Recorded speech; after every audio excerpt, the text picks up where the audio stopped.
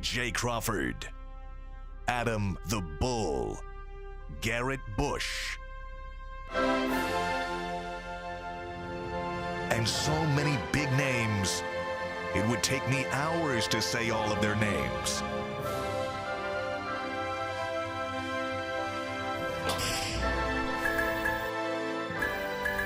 The ultimate Cleveland sports show. Booyah! What is up, people? I am in for Adam the Bull today. He has great news about his wife on the medical side. I don't want to spill it. I'll wait for Adam to get back to tell it, but he is not here because he is taking care of some family business, but I promise you it is good news, very, very good news. And we have a legendary guest coming up in literally 60 seconds, so we're going to skip the introductions. You know G. Bush, you know Jason. We got to get Bull's Bet of the Day before we bring on Mark Price. But Anthony, who is our Bet of the Day brought to us by? The Bet of the Day is always brought to us by Bet Rivers. Hey, Ohio, Bet Rivers Online Sportbook is the place to be for every single game. Now is the perfect time to join Bet Rivers Sportbook when you use deposit code SPORTS. You'll receive a second chance bet up to $500. Get in on all the action and weekly specials with your favorite sports like basketball and hockey to help you win big. Check out BetRivers.com or download the Bet Rivers app today for the latest lines, odds, and boosts. And the bet today is the Rays minus 122 at Yankees. Bull is a baseball savant. So he went 1-1 yesterday? He went 1-1 yesterday. He is up 10 games on his baseball bets this year. If you want to make money on betting baseball, bet with Bull. He's taking the Rays on the money line against the Yankees in New York City. Always a risky bet, but Bull, when you win at the rate he's winning at, you ride with Bull. And when you need to make a shot, at least when the Cavs need to make a shot back in the 90s, they called on this guy, legendary point guard, Mark Price, former Cavalier. Mark, thanks for joining us this morning. How you doing today, sir? I'm doing great, guys. Hope you guys are well. We are, and we thank you for coming on. You've been our White Whale guest for a year now, and it is an honor to have you joining the Ultimate Cleveland Sports Show. I know Jason wants to ask about shooting prowess and different eras of basketball, so I'll go in a different route and save that for Jason. But Mark, it was a disappointing end to the Cavs season this year in totality when you look back at the 82 games in the regular season and how it ended against the Knicks. Did you expect more from this squad come playoff time? Well, I think everybody had a few question marks just because they were so young. There was so much lack of experience going into these playoffs, besides Donovan Mitchell's experience in the playoffs. But I think everybody's hopes were high because of such a great regular season. Winning 51 games got everybody's hopes up. I think the only thing that was probably disappointing to me a little bit was toward the last few games, the little bit of lack of competitiveness out there. It looked like to me, whether they won or not. But overall, like I told many people, I think just getting that taste of playoff experience, you can talk about it. You can say it's going to be different, but until you actually are playing a 7-game series and having to do the back and forth of what that brings, I think overall, it's going to be of great value to these young guys as they head into next season. Hopefully, they'll learn some lessons. I think they were all disappointed in their performance during the playoffs, but hopefully that'll drive them to work harder this summer and to be a little bit more hungry going into next year. Mark, when you played, I remember just watching you guys, and in the Eastern Conference at that time. It was almost like the best of the best. There was, the Cavs were sandwiched in between. You had the Celtics from the 80s. You had the Pistons who won back-to-back championships. Obviously, our arch nemesis, the Chicago Bulls. But teams like the Philadelphia 76ers were really competitive. The Atlanta Hawks with Dominique Wilkins were very good, too. So, when you look at that climate, can you kind of compare that and contrast it to how you would go in every single year, not really knowing who was going to be a team from year to year that could give you a really tough time? Well, I think you hit the nail on the head. The Eastern Conference was a beast back when we were playing. I mean, the Pistons were winning championships, the Bulls were winning championships, the Celtics. Most of the championships were coming out of the East. And so, you could go down the list. I mean, the Milwaukee Bucks had good teams. You mentioned it, the talent on the Atlanta Hawks. So night in, night out, it was super, super competitive. And it was always going to be a question mark. I mean, even the New Jersey Nets, who we had to play a couple times in the first round, were a very talented team with guys like Derek Coleman and Drazen Petrovic and that crew. So it was night in, night out. I think helped maybe prepare us a little bit more. I think the Eastern Conference this year wasn't as strong, and so I think it was positive for the Cavs to get good placement in the playoffs, finishing fourth.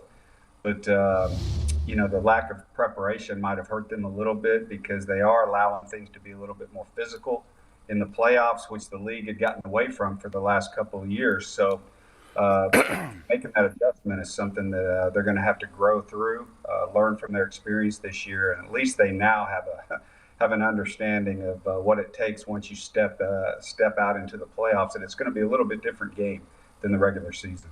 Mark, I do want to ask you about shooting, and I think you were ahead of your time, but when we're talking about this era of the Cavs and this year's version, there were a lot of comparisons to this team and your team in terms of like good guys that are just quiet, they're not loud, they're not out there, it's not ego driven, they're just good guys who play well together. But there also came a label of soft, and your teams were always labeled as soft. I'm just wondering if you ever took offense to that, if that ever bothered you. Well, it didn't bother us because we knew it wasn't true.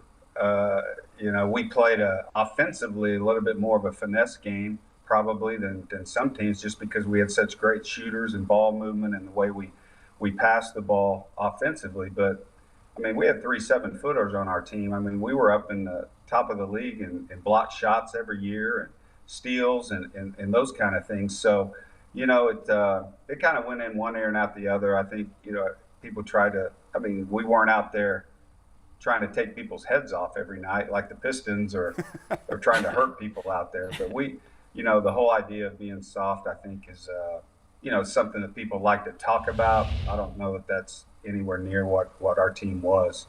But I think more than anything, I think compared to like this team this year, it's just a learning experience and growing. They got some skilled players. I mean, you had a guy make the all-defensive team, and Evan Mobley this year as a young player. I think that bodes well. Jared Allen's a shot blocker as well. I think they got away a little bit from what they do in the playoffs. And, I mean, when you got guys like that, I mean, I wasn't, a great one-on-one defender, but I knew how to funnel guys to my help. And, I mean, if I was going to get beat, I was going to make sure they were getting funneled to Brad or Larry or Hot Rod, who was going to clean it up behind me. And the Cavs have that in Mobley and Jared Allen. So, they got to do a little bit better. I thought they allowed too many easy looks from the outside. Make those guys drive it into your strength, make them play over those big guys behind you. That's what they did all year long, and they seemed to get away from it a little bit in the playoffs. Mark, in your career, you averaged 5.3 three-point attempts per game, which was, in the top 10% of your era. In today's NBA, that's like number 75 in the league. There are almost 80 guys in the league shooting 5 threes a game. How many threes do you think you would have taken per game if you were playing in the 2022-2023 season? Oh, man. You're exactly right. Like, I actually led the league twice in 5 3-pointers taken a game. And that's like a first quarter stat now. So, yeah, whenever we get together, Brad and Larry and those guys, I tell them, man, you guys are lucky we're not playing today because I would never pass you guys the ball. I'm just like gonna jack it up, man. I'm gonna get my 13, 14 threes up a night. Mark, this is you brought up Evan Mobley as a defensive player, on the first team all defense. Now, we've talked about it, and you've been a great shooter. You're shooting over 5 threes a game, right? Back then, that was insane. You also have been a shooting coach, and you've also been in coaching. And we talk about Evan Mobley as a guy to really unlock what the Cavs can really be, for him to develop a three-point shot, to develop something where he can positionally be in the low or high 30s, low 40s, to get, the Cavs to be where they need to go.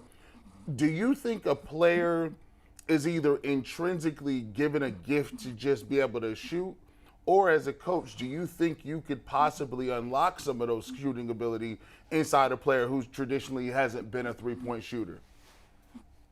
Well, I think, especially now with the emphasis on three-point shooting, I mean, most every team in the league seems like has a shooting coach now, or someone that fills that role.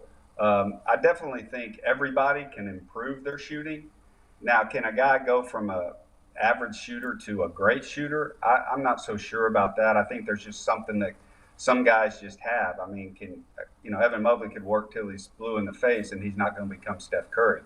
It's just some of those top-ranked shooters just have something that's a little bit, different. A different mindset, a different touch to what they do. It's something that they are comfortable with. And I don't see Evan Mobley ever kind of turning into that type of player. I think he could be one of the top two-way players in the league by far, because he does have the ability to score. And I don't know that he'll ever be a 25 a game scorer, but he doesn't have to be. If Evan Mobley gives you, 16, 18, points a game with all the defense that he does and the way he can alter the game, that's a huge step. And consistently, he doesn't have to be a 25, 26 point score to affect the game, but he's got to be able to score enough points to be a problem, to make it difficult on the other team to just load up on Donovan Mitchell and Darius Garland every night. Well, we're talking about Mobley. He actually regressed as a three-point shooter this year. He went from around 25% last year down to around 21, 22% this year. I know that's something he keeps working on. And kind of to what G was asking you, what's realistic for him? I don't think he's going to go from 22 to 35% in one summer. But what do you think is a realistic jump that someone in his position could make? Well, I think if he continues to work on it, I think he could eventually get himself in the 30% range, 3-point wise. But I just always go back to, is that helping by him shooting a bunch of threes? Is that helping the Cavs, or is that helping him as much? I'm not so sure. I think you got to play to your strengths. I think you've seen guys over the year that have had huge impacts, guys like DeMar DeRozan, even Kawhi Leonard to a certain extent, and he shoots a few threes, but he's a mid-range player. And I think, you look at a Jokic, different guys like that. Jokic might take 2 or 3 threes a game, but, he's doing his damage, mid-range, around the free throw line, becoming a problem, being able to feed to his teammates, score. And I think, obviously he wants to improve his three-point shooting, but I think if he's spending all his time focused on that, I don't know that that's going to be the right direction for him to go. I think he can affect the game much better in much different ways. How do you feel about the way that the game has evolved to where it is? You mentioned a couple guys that still thrive in mid-game or mid-range, but most of it is threes and layups. And I'm just wondering, as a point guard, and by the way, let's make sure people realize you were a 40% three-point shooter in your career. That's Ray Allen-like. That's better than James Harden career. Like, best of the best, a shooter before his time. But maybe you love it because you were a good three-point shooter. Just where are you at with today's era of NBA basketball and the emphasis on three-pointers or layups? Yeah, I think the analytics is obviously taken over the league, and you watch a team, and I think people get enamored because the Golden State Warriors had won championships shooting a ton of threes every night. But I think it always goes back to what your personnel is and taking advantage of what you have and who you have on your team. I was a three-point shooter. I was a very efficient three-point shooter, and I'm a much more about efficiency over than volume. And I enjoy the all-around game. I think that's why I enjoy guys like Jokic, Embiid, and those guys. I love seeing skilled big guys again that are doing damage around the paint and around the free throw line and making their teammates better. And I hope more teams would get to that. Being a three-point shooter, kind of boring sometimes to watch teams take 90 to 100 three-pointers in a game. Yeah. I would say half of those, in my opinion, aren't even very good shots.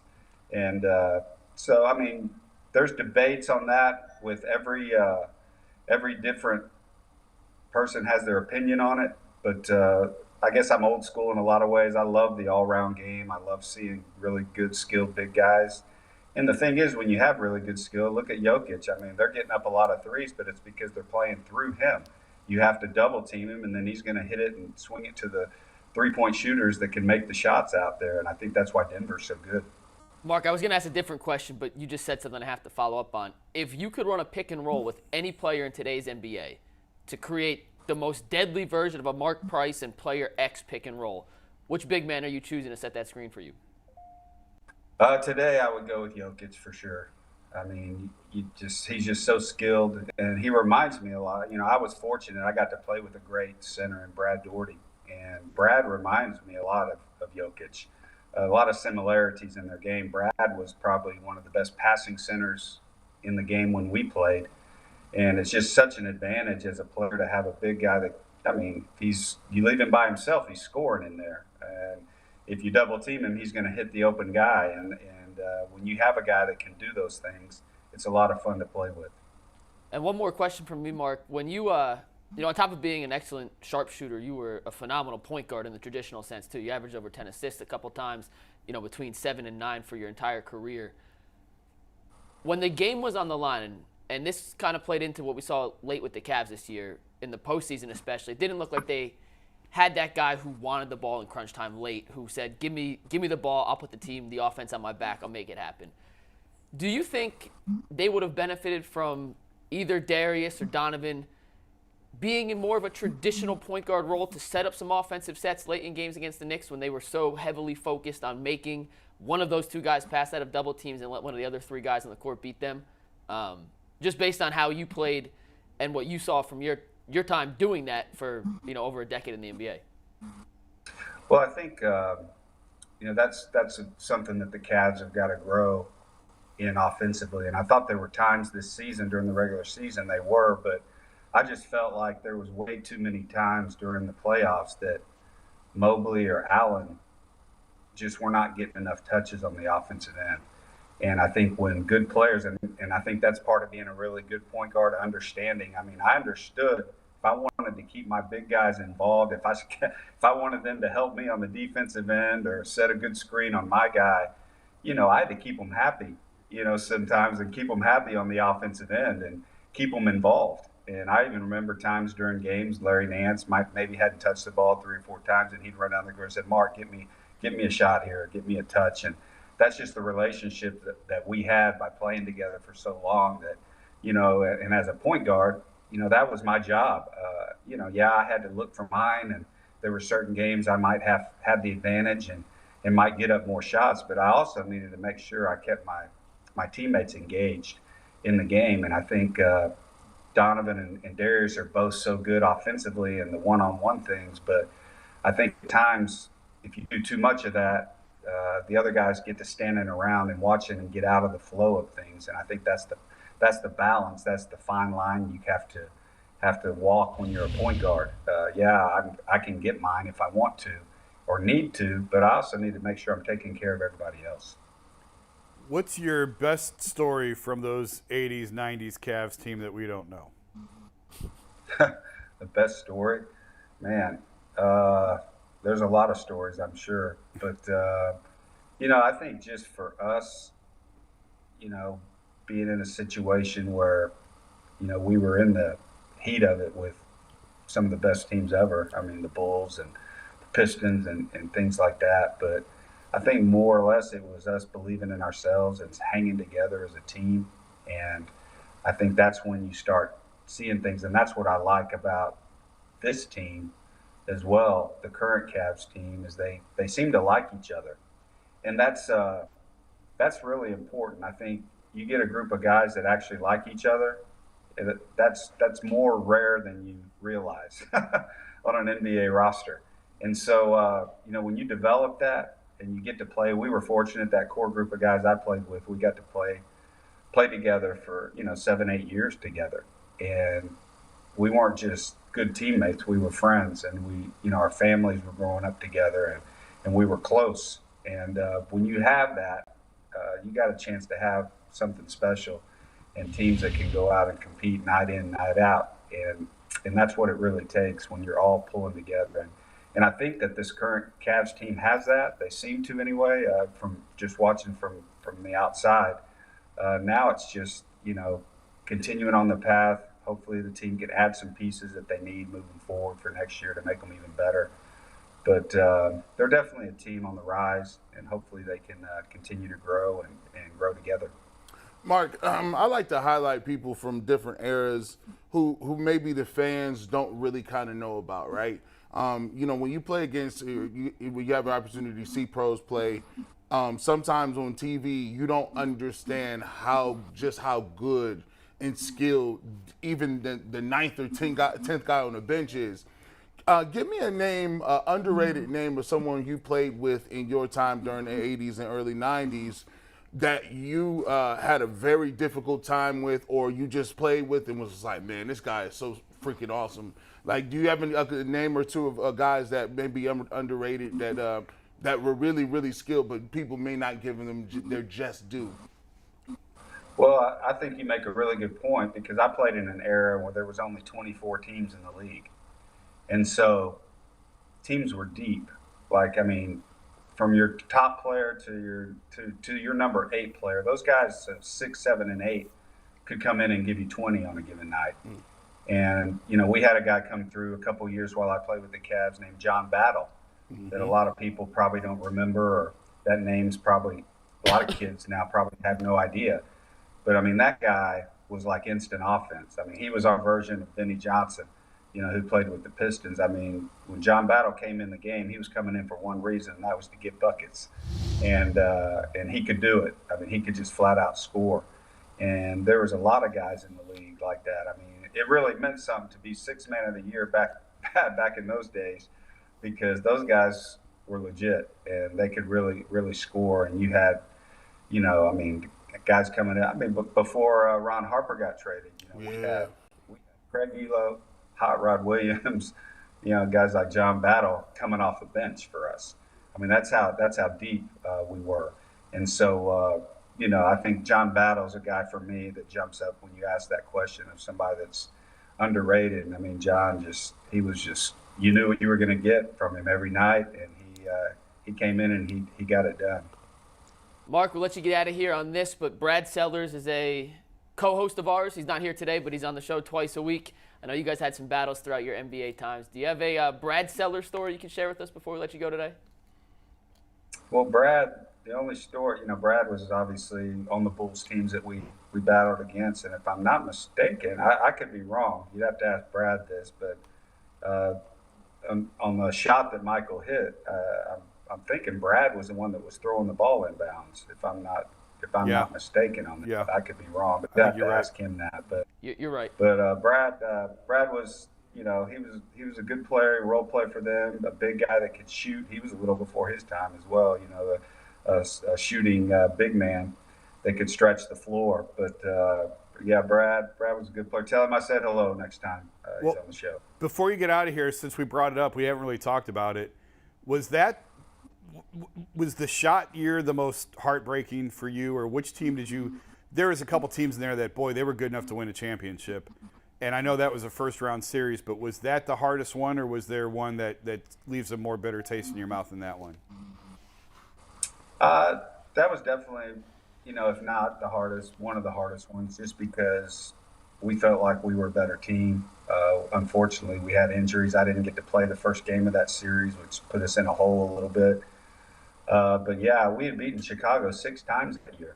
A lot of people don't realize that. We had pretty much dominated them all during the season. And, we were banged up, and then Michael, hit, a lot of people forget we were down 1 with 6 seconds to go. And we throw it in, and Craig Elo gets a backdoor cut, and we score in 3 seconds to take the lead. So, I mean, the ups and downs in the last 6 seconds of that game in the crowd, I mean, everybody's just going nuts. And then 3 seconds later, it's like dead silence in the building. But, that was tough. Unfortunately, we got beat by maybe the greatest player that ever played, making one of the greatest shots he ever made. So, what can you do? Well, Mark, we appreciate you taking some time to spend with us on the Ultimate Cleveland Sports Show today. Best of luck with whatever you're doing in the future. And if you ever want to come back, the floor is yours, Mark. Appreciate it. Appreciate you. All right, guys. Appreciate it. Thanks. Thank you. That was legendary Cavs guard Mark Parris. My favorite player of those teams as a kid. He was by far my favorite Just player. so far ahead of his era. Yes. And very rarely am I not the best shooter in a conversation. And no problem. I can't even compete with that. So. And you said 40 is elite shooter. I shot 42% in college. Oh, there you go. Division 3. But because Mark joined us at 11:02, we didn't even tell you what was coming up on the rest of the show. So let's take a moment before we do Lincoln Electric. To preview what's coming up in the next 90 minutes, we have former Browns punter Dave Zastudil, who lives in Bay Village still. Yep. Didn't realize he was a local guy, joining us at noon. We're going to talk schedule release, dream and nightmare, week 1 matchups. Donovan Mitchell, All-NBA second team. Was he snubbed of the first team? The Guardians' offense continues to be absolutely putrid. We will talk about that and maybe have some fun at the end if we have time. But, Anthony, we're talking Browns, and that means Lincoln Electric is our sponsor. Yeah, and just so you guys know, Lincoln Electric is now hiring for great jobs. They're experts in the electrical manufacturing and welding fields. Go check them out today at lincolnelectric.com/jobs. The schedule release, 8 p.m. tonight. We are starting to see some leaks come out. I initially had picked the dream matchup for week 1, in my opinion, to be the Jets versus the Browns. But we know that's not going to be the case now because the Jets are playing the Bills, I believe, in week 1. Whatever it is, it's not the Browns. So we'll start with you, Jason. Your dream week 1 matchup for the Cleveland Browns. Well, dream to me means win. And what better way to start a season than against a guy who's never coached a game before at the NFL level? So for my dream matchup, give me the Arizona Cardinals and John Gannon returning home to Cleveland for his first game. You know the nerves will be high.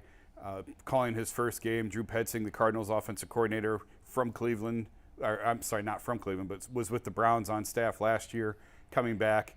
And there's just a lot of kinks to be worked out when you're doing it for the first time. And a lot of things you don't know until you go through it and experience it. So give me a first-time coach. Give me a rookie head coach with a team that is not that good. And bring them here into Cleveland, make them come across the country and rack up an easy, not easy, but rack up a week 1 win that hasn't been very common around these parts. The Browns typically, up until last year, and it took a last-second 106-yard field goal last year to win it at the buzzer. They don't have a lot of success in week 1, so I think that's probably their best path to victory in week 1. Do you think Kyler Murray will be ready back? No. Oh, he's not playing until at least week 10. At least week 10. There you go. Yeah, well, that's a good one there. Yeah. That's a very good one. I'll take that. G, what's yours? Well, I got a couple, but I'm going to just go with the top of the food chain. I think I sent you 2. I said either the Colts or somebody else. Who did I send you? The Colts or the – Take the graphic. Yeah, G. There it is. So I had another squad down there too, but my first choice was the Colts. And the reason that I picked the Colts is a lot like my man right here, Jason. I don't know who they're going to start at quarterback. I don't know if it's going to be the young dude, Richardson. I don't know if it's going to be another backup quarterback. I don't even know what their coach is talking about. So they got all of the new stuff. I like to catch a young rookie quarterback. I like to catch rookie coaches. And I like to catch teams that's kind of in turmoil. So I look at that game as a game where you got all the right ingredients and you want to get off to a quick start. And I think if you look at the rosters, you look at the Browns, yes, they've retooled the defense, but I think that defense is going to get some experience.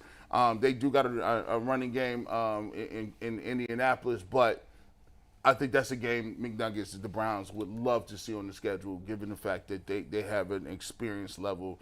And I think they're just a better overall team. And I think that's give opportunity for Deshaun Watson to get off to a fast start.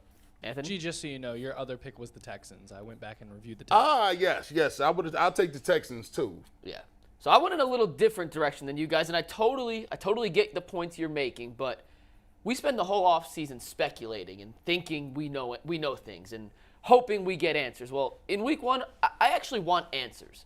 And I don't want to play the best team on the schedule, but I don't also want to play the worst team because the worst teams are still alive in week 1. They have the same record as everyone. They're not dead. I want to play the teams that are going to suck later in the year when they're fighting to tank to get that top pick, especially next year with guys like Caleb Williams and Drake May in the draft. So my dream week 1 matchup for the Browns would be at home against the 49ers. Woo! And let me tell you why. Brock Purdy's coming off his Tommy John surgery. He may not be back to full health. Yeah. So that means we're looking at either Trey Lance or Sam Darnold at quarterback. But more importantly, I want answers. And the 2 biggest questions going into the season for the Browns are, A, can Jim Schwartz, Dalvin Tomlinson, Siaki Ika, Obo, and the rest of this revamped defense stop the run? Well, what better test than maybe the most creative run offense in the entire league in Kyle Shanahan and the 49ers? And number 2, what is this Kevin Stefanski offense going to look like with Deshaun Watson with a full offseason, a full year, no distractions, all his new weapons? And what better way to get an answer to that test than playing one of the best defenses in the league without their star defensive coordinator, D'Amico Ryans, because he's in Houston with the Texans. So they're going under a little coaching change. Their defense may not be as good in week 1 as it will be in week 5, 6, 7, 8 later in the season when they get some continuity. So I want a real test, and I want real answers, but I don't want the hardest test yet. So with that, I want to see the 49ers in week 1. That you may not want all the smoke, but you got a lot of the smoke. No, that's Bring a it on. whole Bring ton it of on. smoke. Like that, because the 49ers, you said Shanahan is the most creative. By far, he's the most creative head coach when it comes At least to in the run game. At least in the run game, yeah. He'll run the ball with fullbacks. He'll run the balls with tight ends. He'll run the ball with receivers. He'll do it from motion. He'll do split action. He'll even run a little bit of read option. And I think Trey Lance will be running some of that if he's the quarterback, if Purdy is not available. And you not only stress yourself, defensively trying to stop that run game, but when you talk about on offense and the Browns going against the 49ers defense, I mean, they're top 1-2 defense in the whole entire league besides the Philadelphia Eagles. You got Bosa. They just signed Hargrave. Just signed Hargrave. So, man, that's a tough way to start. I just want answers. We spend 6, 7, 8, 9 months speculating what we think could happen, what we think the offense is going to look like, how we think Tomlinson and these defensive tackles are going to show up the run game. I don't want to speculate. I want proof. And as bad as the Cardinals may be, as horrid as the Colts may be, we may not actually know anything about the Browns after week 1 if those are the two matchups. Answers? And frankly, You're not going to have any answers off one game anyway. I want answers. Hey, listen, I want can't, answers. I can't handle the answers. Listen. You don't want the truth. Answers could wind up in firings. No, I do not want. I don't want to know what we are yet. I want to work into it, right? I don't want to know. I don't want to look in the crystal ball if I'm going on my first date and be like, okay, dear crystal ball, am I going to marry this person or not? So you don't want to know that. You don't read the last page of the book first. No, I need to at least go through it and then halfway through at least change my mind. The 49ers, to me, and I don't want them to figure it out either. Because think about it. We could play them once somebody gets healthy. And if they figure it out at quarterback, we really in trouble. So wouldn't you rather play him week 1 than week 6 or 7 when Purdy's back? I would like to And with the Cardinals, I'd rather play him early as well before Kyler Murray's back. I'd rather play the Colts before Anthony Richardson potentially figures it out. Right. I want all these games earlier in the season before their quarterback situations are secure. I wouldn't mind a week 3 game. A week 3 49ers, a week 4. They still ain't going to have their quarterback back. And if they starting off really slow, there could be some little bit of turmoil. What are you guys doing over here? So yeah, I would. But week 1, Jason's not buying it. I'm trying to think if it was week 3 in 2019 when they went out to San Francisco and got absolutely cooked. Oh, that was 2019. And it was the Charles Frederick Kitchens year, and Odell was putting himself in the game on punt returns. Just ran on the field, just didn't tell anyone. Just ran on the field and returned to punt. I think Baker stared down 2 or 3 dudes. It was picks. It was over in the first quarter. It was 21-0. Of all the bad Browns games I've covered the last few years, that might be the worst. It was a brutal. What was the final score of that? Oh, I don't remember. It was bad. Tore their arms and legs off and beat them with them bad. Oh, it was prison beating bad. It was bad. It was so bad. I was at the time. I was just doing Browns content, and I remember getting into it with these 49ers fans and being like, y'all was at the same place we was a year or so ago. Y'all ain't really that good. And then all of a sudden, I was going back and forth, and I've never – it was my first mini viral little episode because it was all of these 49ers fans was yeah, you idiot. And from that point on time, the 49ers have always been good. But they smoked us. It was 31-3. The game was over in the first half. It was October 7th. It wasn't as early as I thought that it was. My goodness. And it was on prime time, too. Well, this game would be in Cleveland. You'd have the dog pound. I just want answers. We've speculated long enough. I want to know, is this team for real? And I know you're not going to get every answer in week 1. You're not reading the final page of the book. But I just want to know, are we in for a season that we should be excited about for 17, 18 weeks? Or are we going to essentially spend all that time hyping ourselves into it and then realize real quick, it ain't what we wanted? On the flip side, what's your nightmare week 1 situation, Jason? I went with the divisional opponent, Baltimore, as my nightmare because Baltimore at home in September, since I wrote it down, since 2008, they are 21-5 at home in September. So for that reason alone, And we saw what happened a couple of years ago when the Browns opened again. It was the COVID year. The Browns opened against Baltimore. I don't remember if that was home or away. It was away, and they got smoked. And they got Kevin's first game, and they did get smoked extra crispy. They had that fake punt from their own 20 or whatever. I don't know. To this day, I don't know what happened with that play call. It was Scottish Hammer. Like, he just takes the ball, he starts running, gets it blocked. It was not good. No, it wasn't good. So I don't want any part of Baltimore, especially Lamar. Now that the contract's figured out, Odell will be motivated to go against his former team. I want no part of the Ravens on the road, week 1 at home, in a place in a month where they've dominated for the last 15 years. And it'd be one. Lamar Jackson in September is otherworldly. He's healthy. Well, he's going to be healthy and he's going to play. It'd be warm outside. He has an extra gear. That's a good pick. Yeah, that's a very good pick. Good pick. Very good. I think that's what you also picked too, and we gave you a different one because. Well, he picked 2. I threw 2 out there. So what would you end up? I said if Adam the Bull can have 2 bets, I can have 2 picks. So I could have double nightmares.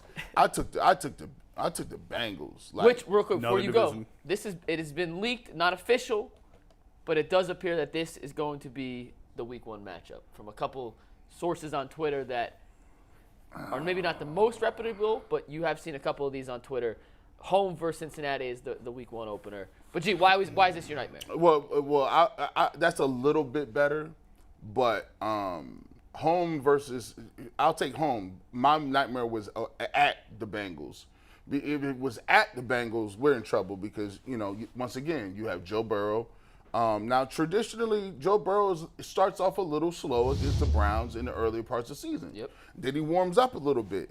But my thing is, if you're playing a division foe and you lose that game, you basically down 2. You already down 2 games in a division. So I don't like to have that hanging over your head. Now, if you can win that game, that's a big thing. That's huge if you can win it because you now say we won in our division against probably the best team in the division. I just think the comparisons. The second point I don't like is the comparison between Joe Burrow and Deshaun Watson. Right? If Joe Burrow comes out and he's ready to go and he's throwing the ball all over the park, you're gonna have a direct comparison to what Deshaun Watson is doing that game. And and this is year 2. Everybody's going to be counting, right? Now, there's no more excuses. There's no excuses. So now Deshaun Watson versus Joe Burrow, people are going to be expecting, okay, well, can you keep up with Joe Burrow? Can you go touchdown for touchdown, answer a drive, maybe bring your team back late? So, like you said, you want answers. With that game, you're going to get answers right now. And it has there's a lot on the line. It's magnified a little bit because it's a division game. Yeah, I went out of division game for my nightmare, and I'm going to contradict a little with what I said on my dream. You don't want no answers now. No, I do want answers, but in a different way. My nightmare week 1 matchup is on the road at Seattle. You have a brand new offense with Deshaun Watson leading the show, a full offseason, new receivers. There is no harder place to play than Seattle. They lead the league, the Qualcomm Stadium, whatever their 12th man is. They get more false start penalties against the opposing team than any team in the league. It is the loudest stadium in the league. And also their defense is really freaking good. They had a top 10 rated secondary last year. They finished 8th in the league with 25 takeaways, 7th in the league with sacks, and they just drafted the best cornerback in football with the 5th pick, Devin Witherspoon, to pair up with Talik Woolen, who was as good as any rookie cornerback in the league last year. Would have won Rookie of the Year if it wasn't for Sauce Gardner. And they added your boy Bobby Wagner back. So you talk about a ravenous crowd, a potentially rainy situation because I believe it rains in Seattle 99 out of 100 days, so it's probably going to be a rainy, wet football. A good team, and they've also won 4 straight home openers and 4 straight week 1 games. So Pete Carroll, whatever it takes in the offseason, whatever his preparation schedule is, he has those guys ready to play in week 1. They beat Russell Wilson in week 1 last year in that homecoming. I do not want to see the Browns traveling to Seattle in their week 1 matchup. Well, they have 2 West Coast trips this year, the Rams and the Seahawks. They did ask the league to put them back-to-back. Kevin wants to take them out there and keep them out there. So in your scenario, it really is a nightmare if they get their wish granted because they would stay on the West Coast and they'd go at Seattle, at L.A., and then come home. Do you know? I don't think that'll happen, though. Do you know if the NFL will grant that request? They have in the past. In the past? The Patriots like to do that. The Patriots just last year had 2 West Coast games. They were San Francisco and I think the Cardinals, and they stayed out west in between. Bill likes doing that, likes keeping them out there. That's genius. I mean, if the NFL will grant that, why doesn't every team kind of take it? I don't know, and we'll see how much juice the Haslams have and Kevin Stefanski and Paul DePodesta and Andrew Berry have if the league grants it or not. I know it's something that they would like to do. They'd like to stay out west if at all possible. Well, in that scenario, you get the Rams in week 2.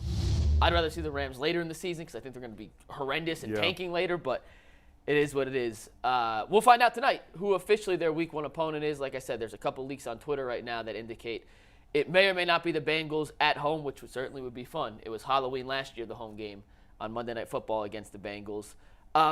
2 more things real quick. Anthony, do you want to do PCC now or at the end of the schedule talk? We'll save it for the end of the schedule talk, Mike. That sounds better. All right.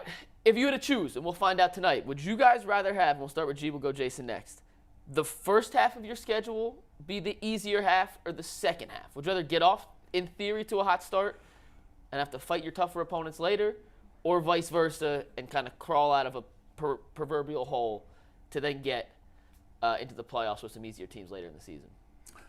I would, to me. There's no perfect answer. Even the question is kind of loaded because you got to think about it. You really never know from year to year what a team's going to be. So on paper, you may see a team that is supposed to be a gimme win. Let's go back to last year and compare and contrast. We get the Carolina Panthers on the road. That turned out to be a very difficult game with the Baker Mayfield. You come back, and now you got the Jets. That was supposed to be a game you win. Yep. And instead of you winning the game going away it seemed like in the fourth quarter, you let them come back.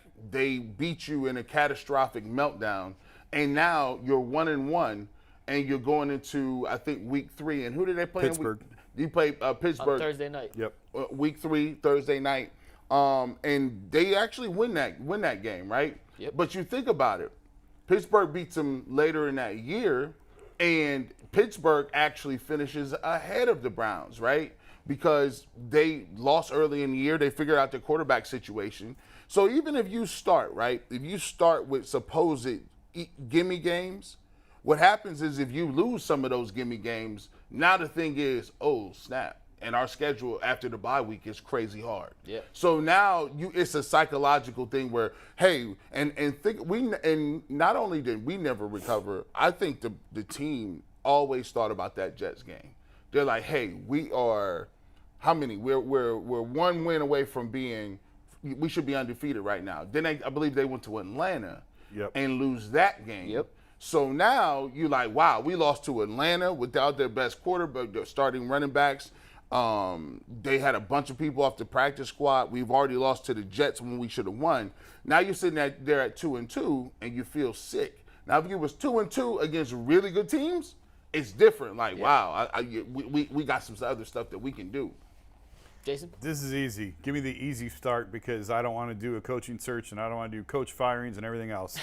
And we get a hard start to the season with a hard schedule to start the year. Gee, you've talked about the first 6 games. If that is the case, if it's 2-4, I don't want to be around Berea. Me either. So give me a quick start. Give me some easy games early. Let them get some confidence in their new schemes that they're running in the system. Let Deshaun and Kevin get some feel-good vibes together calling this offense.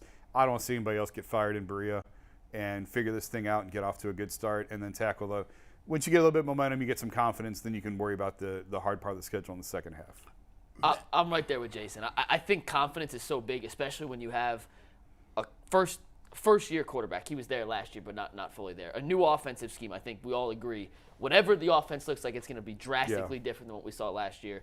And even though I want my dream week 1 scenario is the 49ers to get those answers, I'd rather have it be the 49ers than like 4 or 5 quote-unquote cupcake games to get them some confidence, to build that rapport, to get them rolling into the tougher games as opposed to having to start out with, your 49ers, your Broncos who may be better this year, your division games, because I think all 3 teams in the AFC North outside of Cleveland, well, including Cleveland, are going to be good this year. That division's going to be a bloodbath one way or another. That was a good-ass point, Jason. It's crazy because we say it all the time. I'll be saying, this guy got to go, this person has to go. But we got to really think about it. Like, you got to really internalize. We've been through this before.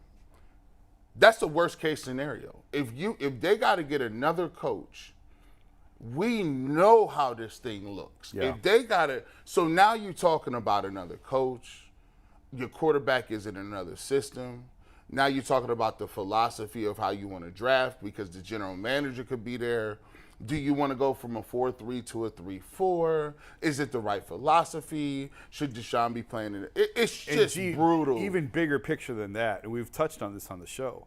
If this thing unravels and they do have to clean house and they start blowing people out again, they're blowing out the roster too, because I think you're going to see guys, maybe even Myles Garrett, saying, okay, that's enough. Yep. I'm done here. Yep. Yeah. Like, you guys, we can't, it's been how many years and we haven't figured this out yet. Get me out of here. And I think that's absolutely, it could come to that. And you can't, if that is the situation, I think we all agree, none of us want that to happen, but if it is, I don't think we can blame Myles Garrett at that point for saying, hey, send me someplace where I can win. I've been here. I put my dues in Cleveland. I want a chance to play for a Super Bowl. And if they start off slow and they blow it up again and they look like they're going to have to go through some sort of rebuild with a new coach and a new roster construction, I could see Chubb asking. I could see Garrett asking. I mean, Watson's locked in here with his contract. I can't imagine they'd move him. At least they have that centerpiece to build around with a different roster. Well, but they would. I don't. a lot of the big guys would be out of here. I think it wouldn't even come down to those guys asking. I just think when you start over like that, the new regime's going to come in and say, okay, well, we just gave up our three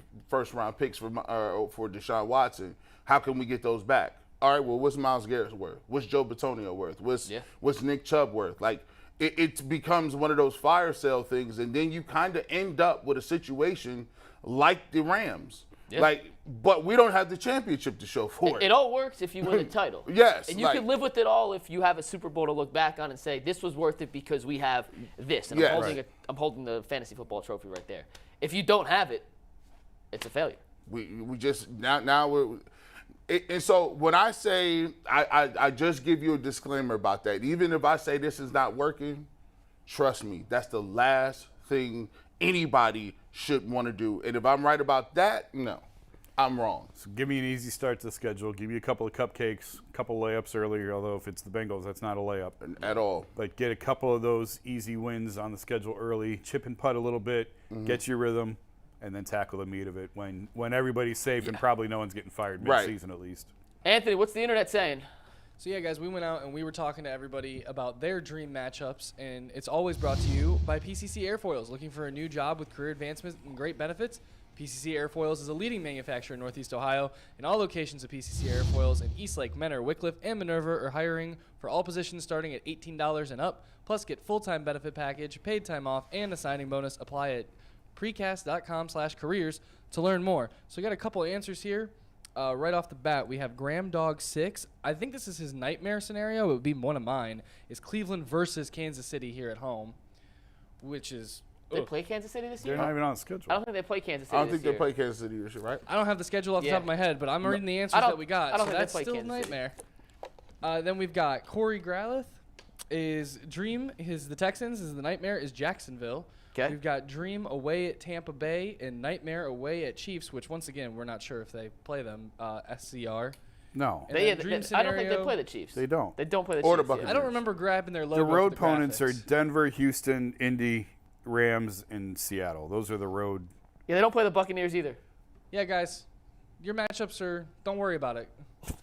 It's the only answers we got, so we appreciate. We the appreciate- engagement. no, Yeah, hey, we love listen. asking you In guys this case, questions, my but- dream scenario would be playing Kent State in the opener. What's the Canadian Football League that Johnny Manziel No, went you want to to? know who you take? You take Baldwin Wallace football team week 1. Baldwin and Baldwin Wallace. Wallace. Maybe the Calgary Stampeders week Stamp- one. yeah. Was it Montreal? Alouettes. The Montreal Alouettes, that's what it was. Yeah, that's Toronto Argonauts. Yep. Saskatchewan Rough Riders. Nah, you know Is it Saskatchewan, the Rough Riders? What's Calgary? Stampeders. Yeah, that's right. Boogies are due, but let's absolutely stomp the crap out of the Pittsburgh Maulers and just hold a giant W flag over the city of Pittsburgh. We love you, Boogie, but that is in reality, if you can make any dream Get you matchup. some of that Joe Bitonio every play, buddy. All right, Anything so else, Anthony? No, that was it for us, and then we're gonna move on, guys. So Deshaun Watson's taking the entire offense except for the offensive line on a trip to Puerto Rico. Screw the linemen. And we're gonna. What was that? Screw the linemen. Hey, look, those are the guys that protect you. So I just want to, do you guys think that's a big deal? And in this conversation, I just want to remind you guys that Lorain County Community College, register now for summer and fall classes. You can learn more at loraineccc.edu. It's Lorain County Community College, your classes, your future. Great community college out there. I had a couple friends that love it out there. I see why Bull hates that shot, by the way. Steve, I know there's no better way to do it, but now I totally get the slow zoom in. I don't know what to do with my hands, my head. I told you, it's You're awful. Right. Yes. It's a tough, from that perspective, back where Anthony's sitting now, I get why we do it. And see, It's a tough shot. It's a tough shot to pull off. I'm just tall enough where you can still see my face. Like, You're a so giant. yeah, I could be like, yeah, you still see it. But yeah, I see what y'all talking about. By the way, the tires look crazy. Tires do look good. awesome. I can't keep wait watching. to plug them in. Hopefully by Tires look Monday, crazy. we'll have the electrical setup configured to where we can plug those in. They light up red. It's going to look really cool. Back to Deshaun Watson, Puerto Rico, no offensive lineman. Big deal, no deal? There's nothing for him to do. Like, if you're running routes with receivers and backs, then what are the linemen going to go through their protections and against there's nothing. Listen, Deshaun Watson's going to take care of his linemen, all right? They may not be part of this trip, but I promise you he's getting them gifts or he's getting them something. He'll take care of the guys who protect him. I don't think it's that big of a deal that they're not on this trip. There's nothing for him to do other than lay on the beach, which I'm sure the other guys will enjoy doing. See, linemen are different. So I'll give you a case in point. So usually people don't understand that the linemen are secluded. Like the lineman, O-line hangs with the O-line, D-line hangs with the D-line, and offensive linemen, pretty much, to me, offensive linemen will probably be the smartest guys on the team. Like, they are quirky a little bit. They're homebodies. They like to be at home. They value if they're gonna do something, they'll get together. Because if you're offensive lineman, you in hand-to-hand combat every single day. Yeah. So there's no reason for you to even be on that trip. Joe Bitonio does not want to go to Puerto Rico and sit out there with his beard. What are you going to do there? He'd rather be at the house. Some of these guys, Taylor is probably on a farm somewhere hanging out. They're not doing that. Like, so even if he did invite them, they would graciously say, I'm going to bow out of this one, have fun. All they're going to be doing is doing 7-on-7 and watching films and cut-ups anyway. So it's not like, it's not the same. Like, O-linemen don't want to go to that. Heck, D-linemen don't. I think Jason said it best. Like, Watson will find a way to take care of the big guys up front. You've heard in the past, and I'm not sure if Watson has done this, but quarterback, they've bought their guys their offensive watches, suits, Rolexes, something like that. They don't have a spot in the 7-on-7 quote-unquote retreat in Puerto Rico. And I'm sure if Bitonio or Wyatt Teller or Pochich was like, hey, Deshaun, I want to come down just for a trip to Puerto Rico, he's got the money. He could have added them to the trip. I'm sure it was asked and they declined. It's not like he's excluding them by any means. And you see this happen a lot throughout the NFL where the quarterbacks take their playmakers. They get excused from voluntary camp to go work on their own things outside of the facility, on these exotic retreats, resorts, wherever they go. And it does build chemistry. And I do like the fact that Watson, for the second year in a row, has been proactive in trying to develop the chemistry off the field with his receivers, his tight ends, his backs, to hopefully have that translate on the field. It's not exclusive. Watson is certainly not the only quarterback in the league doing this, but I'd rather have my guy be part of the group that is doing it than be one of the few that does it, and then you have to have that discussion of, oh, Deshaun Watson may not be taking his guys to Puerto Rico or the Bahamas this year. Is there beef inside? We don't have to deal with that anymore. Watson is on the right side of this argument, and kudos to him for taking his guys to Puerto Rico. And if he wants to take us, hey, Deshaun, we're available. I hope what's going on is, because this is the thing about a new offense. I hate new offenses because there's always a built-in new offensive excuse. Well, the Browns changed the way they want to, philosophically look at the offensive side of the football. They're not as running as much. There's not as much play action. And if it struggles, they're like, well, it's going to take time. Which, guess what? It is going to take a little bit of time, even though I'm a very impatient person when it comes to certain things like that. However, my hope is you and Stefanski have been around each other. You and Stefanski and the offensive coordinator have your basic bread and butter stuff down. So now, guess what? Stefanski can't bring them in during OTAs or during their time off and go over routes, but you can. So hopefully you got the basic playbook and you're running through that. So by the time you get to camp, all that basic stuff, everybody has it. We don't got to have no extra reps. We don't got to have people not know what they're doing. And now we can build on that more quickly to get more advanced concepts into the playbook. Now, Deshaun Watson is a very smart individual. Have you ever heard him talk about football? He's a savant. He remembers all kind of stuff, and he did safeties, and this is over here. Like, he's very impressive on the whiteboard. So hopefully he's getting those guys down there and working on this new playbook that Jason Lloyd talks about all the time. Have you had a chance to speak with Deshaun at all on, like, whiteboard quarterback stuff, football stuff like that? No. It's weird. Quarterbacks hardly ever in the locker room when we're there, except for the days that he talks, and then they sort of whisk him in and whisk him out. So I've had a couple of opportunities just to say hi to him and make really quick small talk. But in terms of anything of actual substance, not yet. Hopefully this year. Have you ever had that with a previous Browns? Is that something that they've ever, I don't want to say allowed the media to do or helped you facilitate a setup? No, Baker didn't really like talking. Fair. I forgot. Yeah, that's fair. I came in, I started hanging around the Browns in 2018. So that's really been my only exposure is Baker and now Deshaun. Do you think, this would be awesome if they would, they let you get on a whiteboard with Josh Dobbs? Oh, yeah. You should do that. Josh Dobbs is we know the whole rocket scientist thing. Yeah. I covered him in Tennessee. Like, the smartest dude ever. I know you said offensive lineman, the smartest guys. I promise you, Josh Dobbs, IQ-wise, the smartest dude in that. Oh, no, he's over the top. Yeah. You should. Literally. If you don't, I'm going to ask. They don't like me over there. I don't think they don't like me. They just never answer any of our requests. So the Browns are. You should definitely try and set that up. That'd actually be an awesome piece. Yeah, I could do that. I'd play around with that. Josh Dobbs is a genius. Now, out of all these rocket scientists, right? Out of all of them, like all one. I mean, everybody. I know too. Everybody done graduated from Harvard or some other school somewhere. Out of all of that, because we sat there and we watched the Super Bowl, and when you say offense, right, new offense, the little quirks and screws that go off in your mind, you start to say, Andy Reid offense, and I don't think it's gonna be that. Like, when you say new offense, what does that evoke in your mind as to what they possibly will run?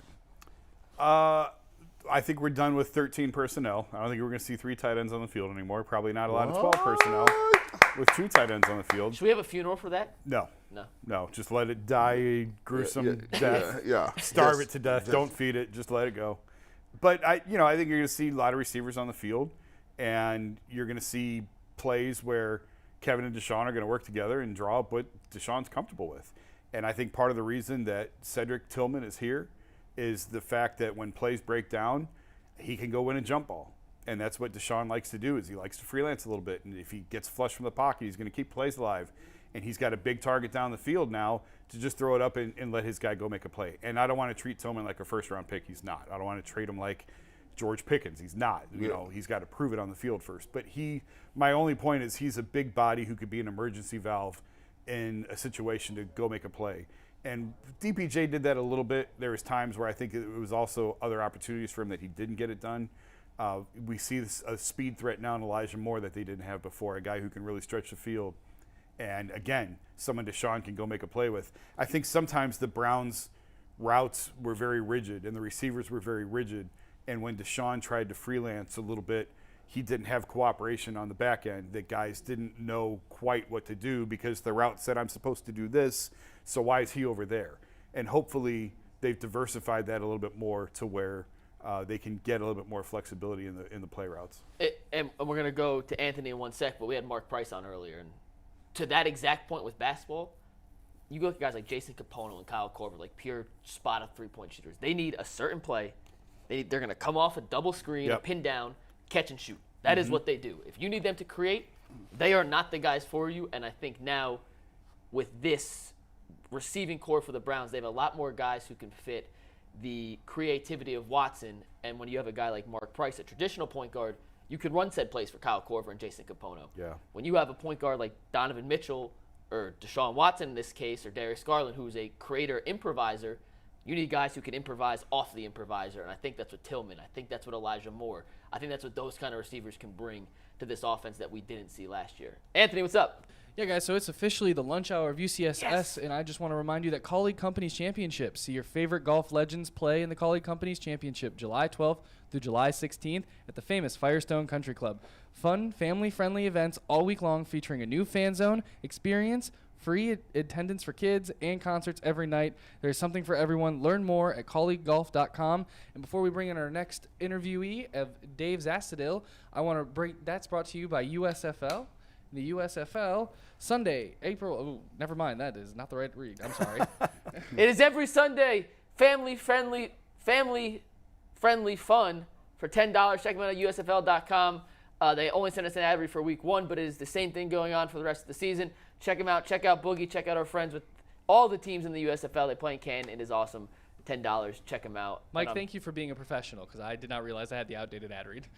They only sent us one. They didn't send us a guest on Monday, so sometimes they do, sometimes they don't. It is what it is. But we do know we are joined now by one of the greatest punters in the greater Cleveland area history. It is Dave Zastudil. Dave, how you doing?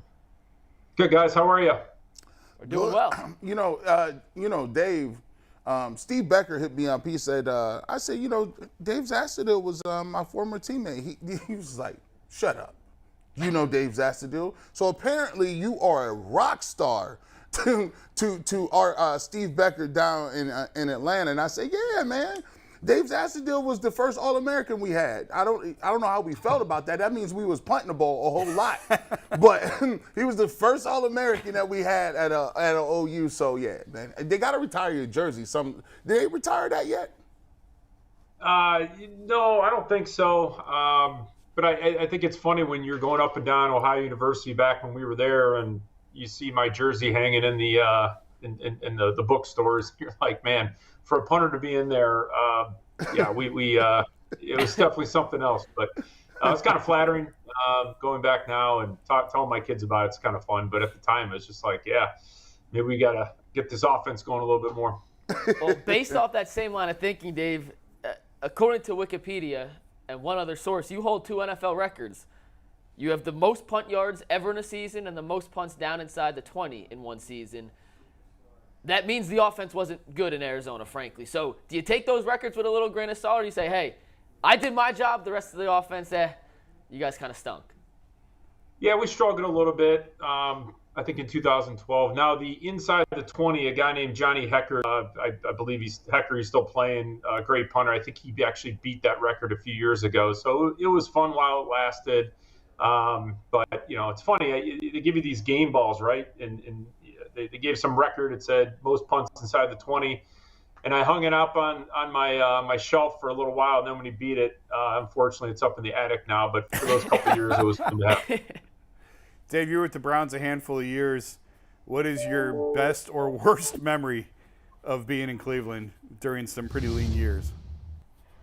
Well, my worst memory is seeing how much younger and less gray hair I had on that picture right there compared to now. But I think the best memory was, for me, was just getting signed in the free agency of 2006. Phil Savage came over from Baltimore, and he was pretty instrumental in drafting me in Baltimore. And just coming home. I mean, I grew up going to Municipal Stadium with my dad. We had 3 tickets when I was a kid. We were right behind those big poles. You're looking behind left and right and watching the field. And, it's a dream come true to play for your hometown team. And, I think the first game we played that year was New Orleans Saints at home. We opened up against them, and just running out of that tunnel, realizing that you actually, made it onto your childhood dream team was a blessing. It was great to have family and friends there. I was an Ohio University kid, a Bay Village kid. So, staying in the state of Ohio, it gave me a lot of motivation to want to do the best I could to put, the team in the best field position. I know that's my job, but when it's your hometown team that you care so much about, sometimes I put a little too much stress on myself. But I think that opening game in New Orleans was my best memory. Probably the worst memory was that 2007 season when we went 10-6 and we didn't sneak in the playoffs. I thought we had a really good team. I thought the chemistry was there. We had great leaders like Joe Jaravicius, Jamal Lewis. I played with Jamal in Baltimore, and we just kind of had that feeling that this could be a magical run if we could get in the playoffs. And unfortunately, there was something where Jim Sorgi didn't play and Indianapolis lost or something to that effect. Yep. But that was a bad memory because I think we had something going. I think that could have really helped us into the next season if we could have made a little splash in the playoffs. Z, a lot of people know. I mean, you were a great athlete. Like even at OU, we had these clean combos, and I'm like, man, they had all these three push press. Coach Ethan Reeves would have us do. Ethan. We didn't even bench like that. We was like, no, we don't bench. We power clean. Like he was an Olympic guy, and Z used to put up some weight on the power clean. I'm like, man, that's the doggone punter.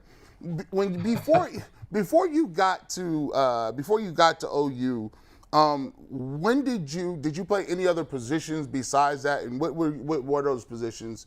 And when did you kind of know, like, okay, you could punt at a high level and you could probably go to college for punting? When did that kind of hit you? Yeah, and it kind of ties into what's going on with parents these days where they're trying to focus their kids on one sport only, and I tend to disagree with that. I think that all these other sports can help you in your best sport or help you, create better high-end, hand-eye coordination, etc. But I'll get to that later. But to answer your question, GB, I was a 3-star athlete in high school. I played baseball 4 years. On varsity, I played basketball. I quit my senior year to focus on football and baseball, and I feel bad about that. I wish I would have played. But, football was a 3-year varsity starting quarterback. We won the conference my senior year. Had a really good team. And then what happened is my sophomore, junior year, Coach Kaiser, he's a legend in Bay Village. He was in the Hall of Fame recently. And he says, hey, I need a punter. And I was a young guy, and what he did is we went to the practice fields and we, took the width of the field, and he said, hey, I want to see who can punt it to the other side. So we had these juniors and seniors on the team that barely made it to the other side, and I came up and I hit it halfway up the trees that were behind there, and he says, well, I found my punter. So I knew from when I was a kid playing Little League soccer, I had a strong left leg, and I felt I was a good athlete. I wasn't, the best quarterback in the world. I wasn't the best baseball player in the world, but when I was a kid, I could easily adapt any sport, and I thought I was pretty good at them. So punting is if you look at the punters in the NFL, I mean, they're typically bigger guys, stronger guys, former quarterbacks, linebackers, believe it or not. And that hand-eye coordination, be able to, get that flexibility, do those things, you typically have a little bit more size and an athletic background to do that. And a perfect example I always tell people is Tom Tupa. Tom was Ohio State quarterback, played at Arizona, big, tall guy, strong. And that's kind of the difference between a little bit more of a punter and a kicker. I just think is the background of how punters develop is different, because I think if you ask many punters we worked with, or I played with, they wish they were playing another position, and I always did too. I got your high school stats here, Dave, in case anyone was wondering. But you threw for 2,264 yards, 806 as a senior, 8-2 record as the starting quarterback. So more than just a punter. Dave, my question though. We like to run the ball. But I did not throw an interception my senior year. So that's my biggest stat I hold on to. Hey. Well, you're talking to an Avon Lake alum, so you beat my guys for the conference title back in '97, right? Yeah, it might be the last time we beat Avon Lake, though. Dave, you played for 3 different NFL teams. I couldn't get the exact number of special teams coordinators you played for, but there were plenty. The Browns just signed Bubba Ventrone to come in and hopefully fix their special teams unit. How much of a difference can a new special teams coach make on the entire unit, the punting, the kicking, the return game, stopping the return game? How much difference can a guy like Bubba Ventrone have on the team in year one as a new special teams coach? Well, it's funny you say that. I texted Bubba because I played with him, and I just said, hey, I haven't talked to him in a long time. I said, Bubba, congratulations. I'm really excited. If you want to get together, I'm here. And by the way, this is Dave Zastudil. We played together, and I kind of put the years. And he goes, Dave, do you honestly think I forgot about our time together? I just spit out my beer or something like that, my Coke or something like that. He's like, come on, man, we had the greatest special teams unit in the league that year. And it was kind of a funny text back. But, Coach Prefer, I played against him for many years, got a lot of respect for him, but sometimes change is needed. And the Browns felt that this way. And Bubba, when I played with Bubba, and his reputation in the league was the guy was very smart. He was a guy that went out and studied film a ton. He had a lot of people follow his lead because he was such an extroverted guy on the special teams field that, people kind of gravitated around Bubba. And Bubba was undersized, yet he made key plays and made plays that we couldn't even believe he made. So whenever you have that kind of personality, that personality can kind of fill up a room, and people can come in and say, "Hey, I want to follow that guy. He's leading by example. He's been there. He's done that." And I think his success in Indianapolis was a big reason why the Browns said, "Hey, this is a young guy. He played the position. He knows the position." And sometimes when you play positions in the NFL, there's so many conversations that go on during the game in the locker room, in the film room, of things that could get bypassed if you hadn't had that experience, played it yourself. And so I think that experience with Bubba is going to really help this team. But I think his energy is really what's going to take this special teams unit. Because quite frankly, guys, I'll be honest with you, and you guys know this probably as good as anybody, nobody comes in the NFL and wants to be a special teams player. They want to earn a job as a defensive back, as a linebacker. They want to get on that field. But if you have a guy that gets those guys to buy in, now you have a third of the program, offense, defense, special teams that's contributing. And if your special teams is in a top 5 in the unit, Baltimore consistently had a great unit under Jerry Rosburg. It impacts and probably could give you 2 to 3 more wins a year. Dave, when you were punting, it seemed to be the rule was for returners, put your heels on the 10-yard line and don't back up. And if it goes over your head, let it go. That's not the case anymore. The guys are fielding punts at the 5, at the 3. Why did that change? And how is it that you guys spin these balls so that you can down them like on impact? It's almost like a golfer hitting a flop shot. That thing just hits and sticks now. What kind of spin do you have to put on the ball in order to be able to do that? Well, I'll answer your question in a minute, but it's funny you say that because if you look at my stats on inside the 20 compared to touchbacks until I got to Arizona, they were not nearly as good. And when I got into Arizona, I started working on this end over end kick. They call it the Aussie rules kick. It just was so new. I think Darren Bennett came over as a punter from Australia in 1995. He was the only one that did it. The problem is special teams coaches were trained for so long to see that nose over spiral punt that when they saw this kind of punt, they thought you mishit it.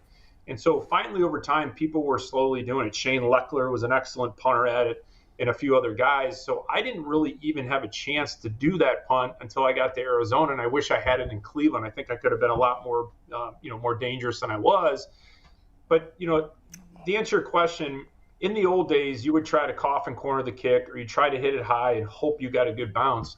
Nowadays, punters are so good at that kick. It's like a golf swing. It's like being, 50 yards out from the hole, or, even 70 yards out. They know how much harder they have to hit it and from what yard line, the 45, 50, 40-yard line. So in the old days, heels at the 10 because that ball would hit and it'd probably go in the end zone because of the way the punt was. Now with that backward spin, guys are so good at it, you're going to hit the 8-yard line, 7-yard line, and that's going to stick and maybe slowly bounce. We used to say 1 out of every 3 punts could go in the end zone. So you got 2/3 of these balls that are probably going to stick inside that 20. So I think guys are taking more of a chance to try to make some kind of return out of it inside the 10 than letting it hit and die or slowly roll inside the 4 or 5. Do you hold it differently? Like, this stuff fascinates me. It's my brain was just weird. But do you hold it differently? How do you get that flop to it?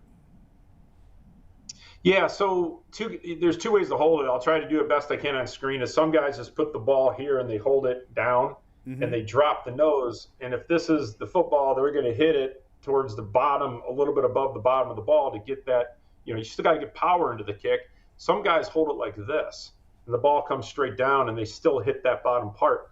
The problem is you don't hit the very bottom of the ball because then you're not going to get much meat on the ball, and it's just going to spin, spin, spin. You still have to hit it part of the meat side of it, but that angle of the drop is so critical to get that distance and spin. That and it's very technical, but it just takes a lot of practice. And one more for me, what happened to barefoot kickers? Why don't we have barefoot? I know you were a punter, but what happened to the barefoot kicker? Why aren't they a thing anymore?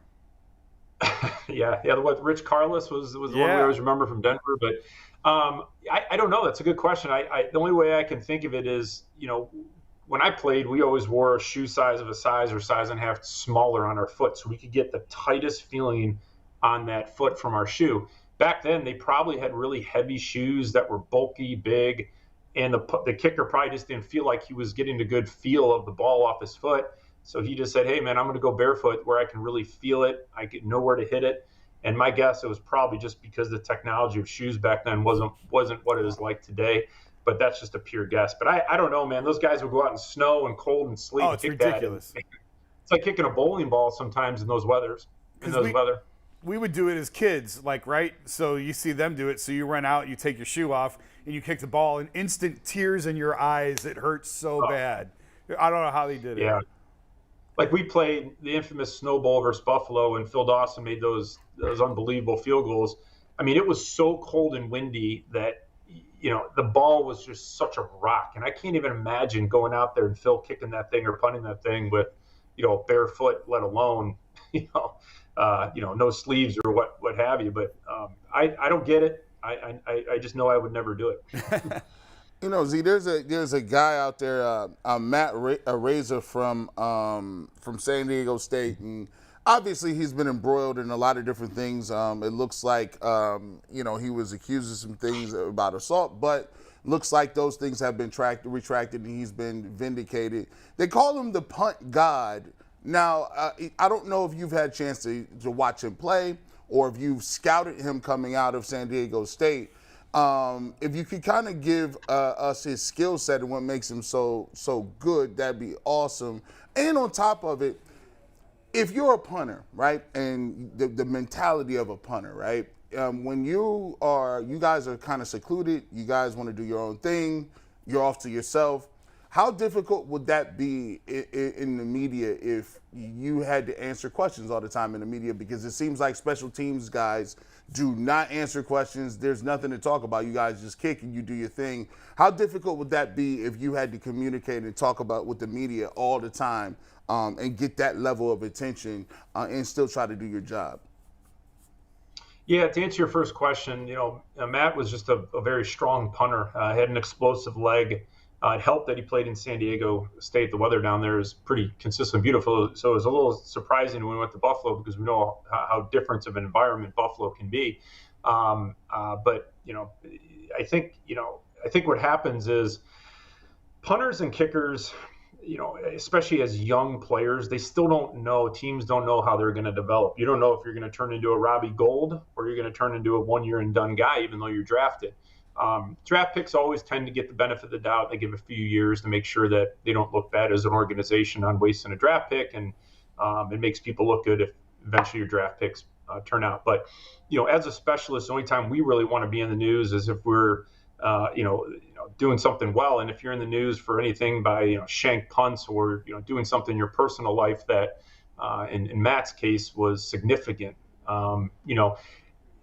It didn't surprise me that the team cut him at the time. That's pretty consistent with what we see now and today with sports and teams wanting to keep their reputation and not wanting to do it distractions. And it's all about distractions. I think, at the end of the day, I'm very happy for Matt and his family. I think that for him, to get, not convicted of something like this, which would definitely affect him, his family for the rest of their lives, obviously is just a good thing. I mean, it's just, he's free now. He's ready to go back, and his reputation hopefully will be restored with time. But as a player, it doesn't have to be a specialist. GB, this, distractions are one thing, but football is just a sport we play. It's something we get paid. It's no different than anybody else waking up, and me in insurance business now going to do our job. But at the same time, your family's the most important. And I'm happy that this is behind him. And I got to think that someone like Matt at his age will get some more opportunities, hopefully, to get back and do something he loves doing. That's punting the football. Dave, we got two more. We'll let you out of here. This is something I've always been curious about, and I understand that they're two different skill sets, but at the end of the day, it's both kicking football. Why don't we see any punter-kicker combos in today's day and age? I know Pat McAfee, I think, might have been the last one to try it on the NFL level, but why is that an extinct creature in today's NFL? Well, that's a good question. You see a lot more punters kicking off now. Pat did that. You see, I think Bradley Pinion, big, strong punter, does that, and a few others. There's a guy that a long time played for Detroit. I can't remember his name, but that's very common because punters typically are taller guys, got a little bit longer legs, and they have that ability on the kickoff to generate that power. And a lot lot of the kickers you see today, and even when Phil played, was older guys, and teams want to save their legs. And as you got in your mid-30s, upper 30s, that guys like Robbie Goldar, who I think still does kick off, he's kind of one of the rare ones, but you could have a young punter come in that has a heck of a leg, and now that you're kicking off from the 35-yard, not the 30, they can go out and just kick that in the end zone anytime and save the kicker. But when I was being drafted in 2002, there was a guy named Travis Dorsch from Purdue that we went to the combine together. We went, did all these camps or whatnot. He was a kicker and a punter, and so they didn't really know which one that they were going to go with, or if he could do both. The problem is, you only have so much endurance in your leg in a practice to work on your craft, and if you have to do an entire practice that I know I do and kick my routines punting, and then stop and then go out do a full kicking routine, you're going to probably wear your leg out, probably easily middle of season, definitely late in season. And it's a lot on your leg, especially when you're doing it with kickoff. So I think at the end of the day, punters typically hold. They can kick off. Kickers could kick off. And I think if anything, it allows you more time to get more consistent on your craft. And punters today are about as good as I've ever seen them. So I think that's probably my guess on why you don't see a lot of guys do both. Gotcha. We'll get you out of here on this, Dave. But DeQuell Jackson is a friend of the program. He comes on every Friday. He sat in all three of these chairs, actually. I have a bottle of bourbon in my car for him waiting. And I know you played with him for 4 years in Cleveland. DeQuell swears that he considered the special teams guys part of the team. He did not exclude them. He said him and Phil Dawson were close. Do you have a DeQuell story that we could bust his chops with on Friday? Don't hold back. Make something up. Well, first of all, I'm a bourbon guy myself, so I'd be very curious on what kind of bourbon you're leaving DeQuell. But no, DeQuell was a great friend of mine when we played together. I just loved him as a person, loved him as a player. We get together at some events still, and seeing his family, and he's just very happy for the accolades he got and getting into the Browns. I think it was the alumni team or whatever. I know I probably will never get it, so I can't remember the name. But no, DeQuell, stories with him, there wasn't really a funny story about him because he took the game. He took such a business-like approach to the game. He was our leader at linebacker. He was fast. He had great instincts. And for us in my time in Cleveland, and quite frankly, throughout my career, special teams guys always fit in with the team because I think everybody respected, guys like Phil Dawson, the guys like Adam Vinatieri, the Shane Lechlers of the world, because they were so impactful for those defensive teams to pin them deep, get those safeties, and allow that offense to get back on the field. So you hear a lot of rumblings in the media about, oh, he's just a kicker, and that's going back to the Vanderjack Manning days. In today's football, I think that you'd be surprised by how respected the kickers and punters are within the locker room. But I always joke and I tell people, hey man, somebody's got to do the job, so why not me? But then the funny thing is, all my teammates will go, hey man, I'm going to get my kid to learn how to punt and kick, man. That's what I'm going to do. And I'm like, hey, listen, you make fun of us in the media, but then you want your kids to do it. So, but no, DeQuell was one of my favorite teammates of all time, and I think he knows that. Awesome. Well, Dave, I'll get with you offline. We'll talk bourbon, and maybe we could get you a bottle just like we got DQ. Thank you for taking some time. Thanks for sharing some light on your time with G. Bush. And anytime you want to come back, Dave, you're more than welcome to join us here on the Ultimate Cleveland Sports Show. Yeah, hey, guys, I love listening to GB. You're doing a great job, man. Love following you, and I wish you guys the best of luck. Appreciate it. Thank you. Thanks, Dave. Okay, Anthony, guys, take care. Thanks for having me on. Thank you. Yeah, guys, I just want to remind everybody that you can see your favorite golf legends play in the Colleague Companies Championship July 12th through July 16th at the famous Firestone Country Club. Fun family-friendly events all week long featuring a new fan zone experience. Free attendance for kids and concerts every night. There's something for everyone. Learn more at colleaguegolf.com. It is harder to read that than any other read we've ever had on that sheet. That one is a tongue twister for real. Yeah, the family-friendly, the fun family-friendly, it's like... It's a lot. It's not a lot? The Guardians offense lately. Offense? Yeah, it's not a lot. It is. At all. We are running out of adjectives to describe how poorly they have played through the first 37 games of the season now. They're 17-20. They got shut out by the Tigers yesterday. I did a bunch of stats. I'll save those for the end because I don't want to ruin the mood totally yet. But Jason, we talked about them last week when they beat the Twins in that series. Hey, this might be the turning point. They just got 2 or 3 from the first place team. They come back and they drop 2 of 3 at home to the Tigers. Did we jump the gun, get a little too excited a little too early about this team? I don't know. But it's getting to the point where we can stop saying it's early. You know? Oh, we can. I thank you for letting me out the doghouse. Let's go. Well, no, I just think around Memorial Day, start of June, is when you figure out who you are, you know, in terms of baseball. All through April, all through May, you can say it's early. There's plenty of time. And that may still be the case in the divisional race, even in June and July. No one's going to run away with this division. The Twins, I don't think the Twins are that good. The White Sox are an absolute disaster. The Tigers are improved, but they're not ready yet, and the Royals are quite a bit behind. So nobody's going to run away from the Guardians and hide. But there comes a point where you just have to look and say we are who we are. And to me, that's around June 1st. Once you get through Memorial Day weekend, that's when sometimes managers get fired. If you haven't turned it around by then, that's when guys go. Obviously, that's not happening here, but I'm just saying. Go ahead and preface that. You know you are Jason Lloyd. Yeah, they will tell you. They'll twist it. They They'll will aggregate say. it. They will take just that little segment Yeah, and tweet it I out. know. Obviously, that's not. But I mean, that's when you have enough of a sample size to know who you are.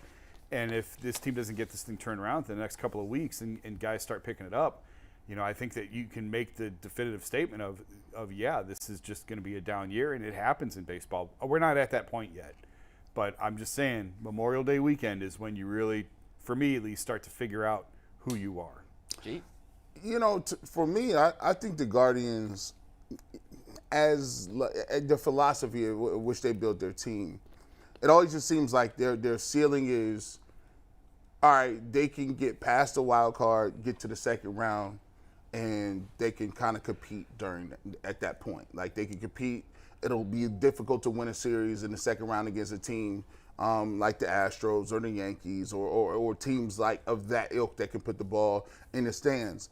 I think if you go back and you listen to everything we've said in the beginning, go back to spring training, and I think there was a time where it was Jason, Bull, and Jay on. It's the smartest baseball panel in the city of Cleveland, by the way. And I don't think nobody else taught baseball besides them. Like, there might be a couple dudes. Andre not, but he's at the game. Zach Miles. Like, yeah, right. So, but no, you heard them talk about it. A couple of people who are going to fall back and regress to the mean. Yeah. When you have a bunch of players that played well, lights out, and they were giving you Oscar Gonzalez was giving you moments in the playoffs where he was hitting game-winning home runs. Rosario was giving you solid at-bats and getting clutch hits. Quan was doing it all year long. When you look at that team and they were so scrappy last year and everything worked out well, there was always going to be a chance that 2 or 3 of those guys did not play well this year. And guess what? You got a couple. Oscar Gonzalez is down in the minors. Triple-A. Miles Straw was batting well at the beginning of the year. He's come back down to earth. You don't have the power numbers. And then on top of it, what really hurts is if you are a Guardians team that need to infuse your roster with some hitting and some power, and you go out and spend money on Zunino and Bell, and they don't give you exactly what.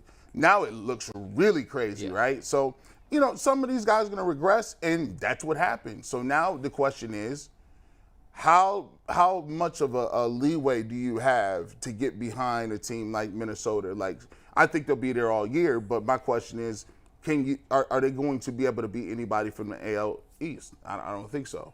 Yeah, I think they're fine in the grand scheme of things right now because the AL Central's flat out putrid.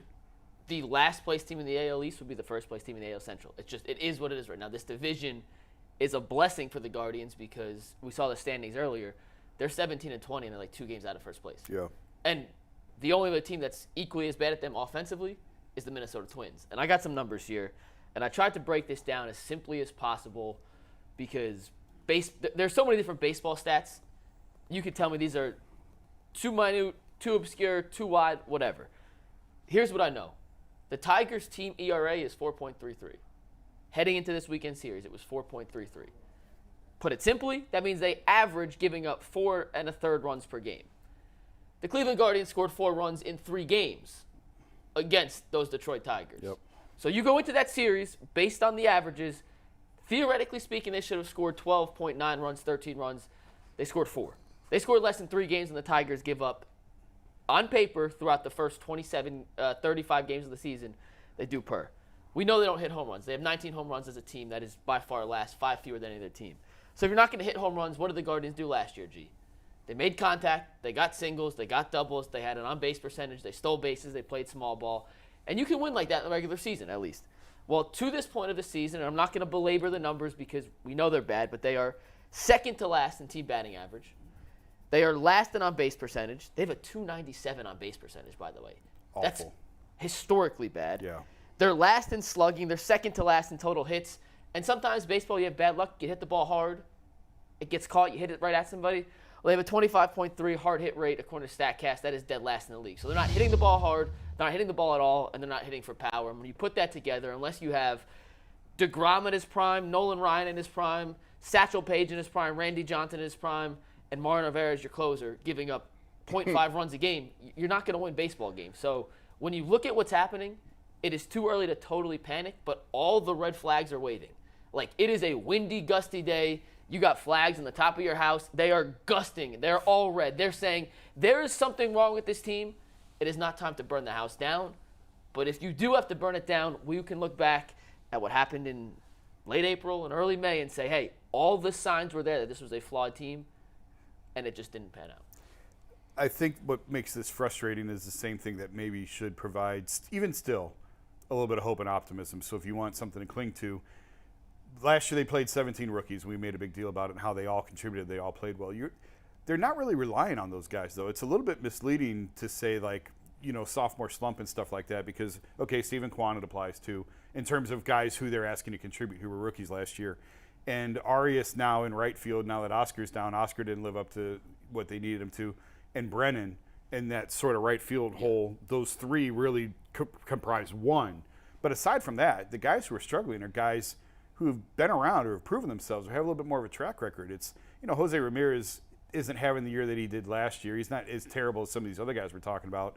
He's still hitting .290 with 4 home runs and 20 RBIs. And part of the issue with him is there's nobody on base for him when he comes to the plate. Ever. But Andres Gimenez has not lived up to the contract to this point. But again, he was a 7-WAR player last year. That is an astronomical number. I don't think you go from a 7-WAR player to forgetting how to put your shoes on. Yeah. Ultimately, I still think that he will be okay. Naylor's been a huge disappointment. We mentioned Zunino and Bell as big disappointments, veteran signings that have not been good offensively. So it's not like it's this big sophomore slump rookie regression with these guys. It's the veterans.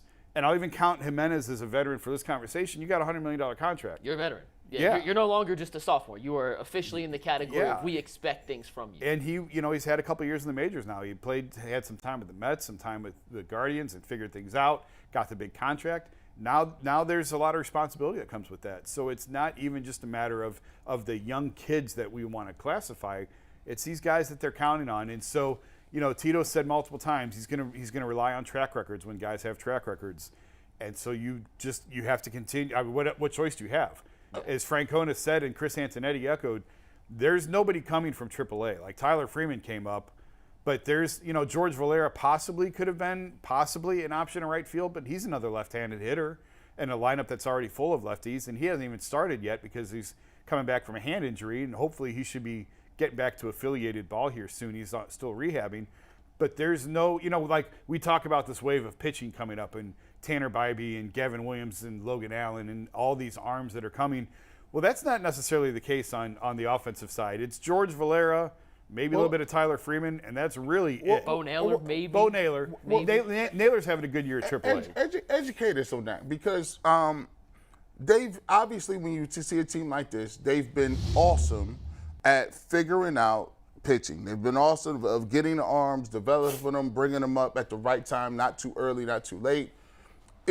So why is there not a philosophy? Can you not do that with hitting? You have a lot of left-hand bats. From an organizational structure, can't they just focus and say, hey, listen, we are looking to develop power-hitting right-handed players? Or are those guys unicorns in baseball and they don't fall off the tree like that? No, they're not unicorns. And certainly, that's the hope, is that they develop bats along the way. They haven't done a great job, particularly the outfield. The Manny Ramirez, right. Grady Sizemore, even Sizemore came over in trade. They haven't had a ton of outfield prospects that they've really developed. Lindor was homegrown. He was a high pick. They did everything right with him. And then they couldn't sign him, so they flipped him, and they brought in more guys who were young. And Jimenez ended up taking the contract Lindor wouldn't take, frankly.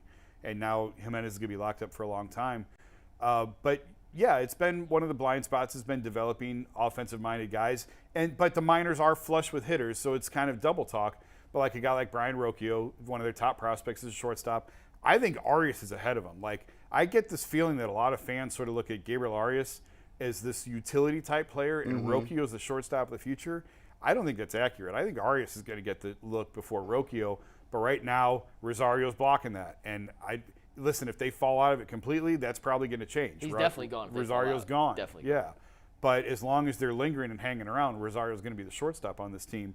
So it's just where they're at in their development. There's no big bats coming this year. You know, Jackenzie Noel's another power hitter that they have in the minors, but I don't think he's ready to help this year. And their first-round pick last year, Chase DeLauder at the JMU. He got hurt, but he's, I think, in maybe still high A ball, double A ball he's at not most. ready. So some of these guys in the minor league system, you can fast track, but that doesn't mean they go from high A rookie ball to the majors in 1 year to help. Like it's just a longer progression for hitters. And they've tried. I mean, Clint Frazier, Bradley Zimmer, these were first-round picks, outfield prospects that were first-round picks.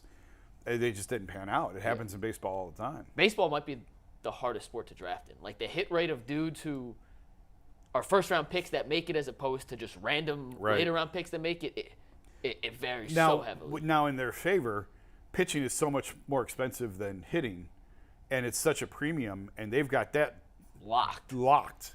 And it was funny. I was talking to Bybee the other day, and I said, "How is it a guy goes from throwing high 80s in college to 98, 99 in the pros?" And he wouldn't like. And I said, "You're not going to give up the secret sauce." He's like, "No, like it's the whole organization keeps it on lockdown. I don't know what they're doing." And we talked a little bit about like lower body and coming up with strength. I don't know. Like I'm going to keep pecking away at that and gnawing at that. Because it's fascinating to me that they take these guys. Bieber was the same way, although Bieber's velocity's dropped, whether it was the sticky stuff or the shoulder. You know, I don't know, but he's not throwing for a while. Shane was throwing 98, 99. Yeah, he was. And now he's down to 91, 92. But Bybee very much was the Bieber type of control guy in college, wasn't highly thought of coming into the draft, didn't throw real hard. He was a command guy. And now they've got him throwing 98, 99. And Gavin Williams throws even harder. Gavin Williams is sitting 100, 101 in his minor league starts. He looks so good in the AA highlights I see. Now, granted, he's going against AA hitters. He's AAA now. He's up in Columbus. His stuff is as good as Bybee, as good as Allen, as good as Battenfield have been. Gavin Williams' stuff, at least his stuff, pure filth. So they have one side of the equation done, as you mentioned. It's the expensive. That's actually the harder side to develop, which is so kind of mind-boggling that they've had struggled on the other side because you look at farm systems. Some teams just put out bats. The Rays find dudes out of nowhere. Come out of the minor leagues and they're hitting 6, 7, 8 home runs through 30 games. You're like, who the hell is this? And the Guardians, on the other hand, have these pitchers coming up who 7, 8 strike. I think Bieber's 9 strikeout game on, what was that, Tuesday night when we went out to dinner? Was the most strikeouts I had all season. 2, 3, and 4. Battenfield, Allen, Bybee. Anthony, we got to read. What's up? Yeah, real quick, just want to remind you guys, you can see all your favorite golf legends play in the Colleague Companies Championship July 12th and through July 16th at the famous Firestone Country Club. Fun, family-friendly events all week long featuring a new fan zone experience, free attendance for kids, and a concert every night. There's something for everyone. Learn more at colleaguegolf.com. And guys, in typical fashion, Tagboard has frozen on me. I had the tweets for all the All-NBA teams. I can't show them, but we're going to talk about if Donovan Mitchell got snubbed or not being on All-NBA second team. Well, you want to read us the first team, the second team, and the third team, and then we'll break it down. So real quick, NBA first team is Giannis, Luka, Joel Embiid, Shai, and Jason Tatum. Second team when is he says Shai, he means Shai Gilgeous-Alexander. He says Shai every day when I ask him for the points. It is Shai Gilgeous-Alexander. He calls him Shai every time. Shai is a 1990s R&B group. I like that. That's a good group. I thought I got his first name down. I was like, I'll just avoid what was their big hit? If I fall in love again, there it is. That's the most I will ever sing. There it is. I like that, man. You get extra credit points. Let me taking Jason to the next karaoke I do. Let me find out you were serenading serenading people to that song. Second team is Jaylen Brown, Jimmy Butler, Steph Curry, Nikola Jokic, and Donovan Mitchell. Say that again? Yeah, so close. Jokic? No. So say the whole thing. I was like, hold on. Oh, sorry. Jaylen Brown, Jimmy Butler, Steph Curry, Nikola Jokic, and Donovan Mitchell. Is that wrong? So close. You're good. Next. Right. Yeah, the second team actually is better in real life than the first team. We'll get to Yeah, that. go ahead. I think, De'Aaron Fox, LeBron James, Damian Lillard, Julius Randle, and Sabonis is the last one. I'm not even going to try. Yeah. You guys can Just make fun of me call- all you just want. call- I'm giving up by the third team. Just call him Domas. Domas Sabonis, son of the other Sabonis. Arvydas, yes. Jason, I'll start with you. You don't have a vote in the No, second word, right? I lost all that when I left the league. I know Joe Varden did, and he voted Donovan Mitchell first team. Yeah. The only other two ballots I know specifically were Bill Simmons and Ryan Russillo because they released it on their podcast. They both voted Mitchell first team. I'll say why they did it and what happened, but would you have put him? Yeah, first team? I think we talked about it before the playoffs that I would have put him on my first team. I would have bumped Luka to second team. It's very much a regular season award, and regular season results matter to me. So I thought Donovan. I know he didn't live up to expectations in the postseason, but for the regular season, I thought he was fantastic. And I agreed with all the other picks except I would have flip flopped Luka and Donovan if I had a vote. Yeah, I think I would have put Luka second team, given the fact that he didn't even make the playoffs in the regular season. Kyrie and him didn't really turn out to be much, and I thought Donovan Mitchell, if you can cut it out of your mind the playoffs and just be like, okay, that never happened. I think everybody would go into it thinking and understanding, oh, this dude is definitely first team All NBA because of what he did. I mean, first of all, he had 71, back to back, like I think 3 or 4 games of 40 points or more. And the fact that I think, and this is another thing too that we got to take in consideration is this guy put up some of the best numbers of his career and playing with a team. He just got here in the summer. It wasn't like he had 2 or 3 years to play together. Like he played that well and mixed in with Darius Garland and did not have this is his first year doing it. So if you take all those things in consideration, I think he should have been first team All NBA. But at the end of the day, I don't got a problem with it because you got to earn that. Like and for the Cavs and no one's gonna give them any awards. I think Evan Mobley got robbed for 2 things. Like I think, Rookie of the Year as well as Defensive Player of the Year. However, until the Cavs get to a point where they can come out and earn the respect of everybody else, because like you said with Mark Price, people say that these Cavs are soft. And so they're not going to give you the benefit of the doubt when it comes up to awards and those things. So maybe you use that as a flame to the fire, but I think he should have been first team. When we did this topic before the playoffs started, do we think Donovan Mitchell will end up being a first-team All-NBA player? I said no. I thought he should be second team. I thought he was actually placed appropriately, but instead of Luka being on the first team, I had De'Aaron Fox on my first team. Yeah. And you got that right. And Fox, the reason I had him slightly over Mitchell was the clutch stats. And when you look back, Fox won the NBA's Clutch Player of the Year award. I forget who they named. Was it the Robert Horry Clutch Player of the Year, whatever it was? But he led the league in clutch points in the last 5 minutes of the game. He got my first team nod. But we're not arguing Fox versus Mitchell here. This was Mitchell snubbed by Luka.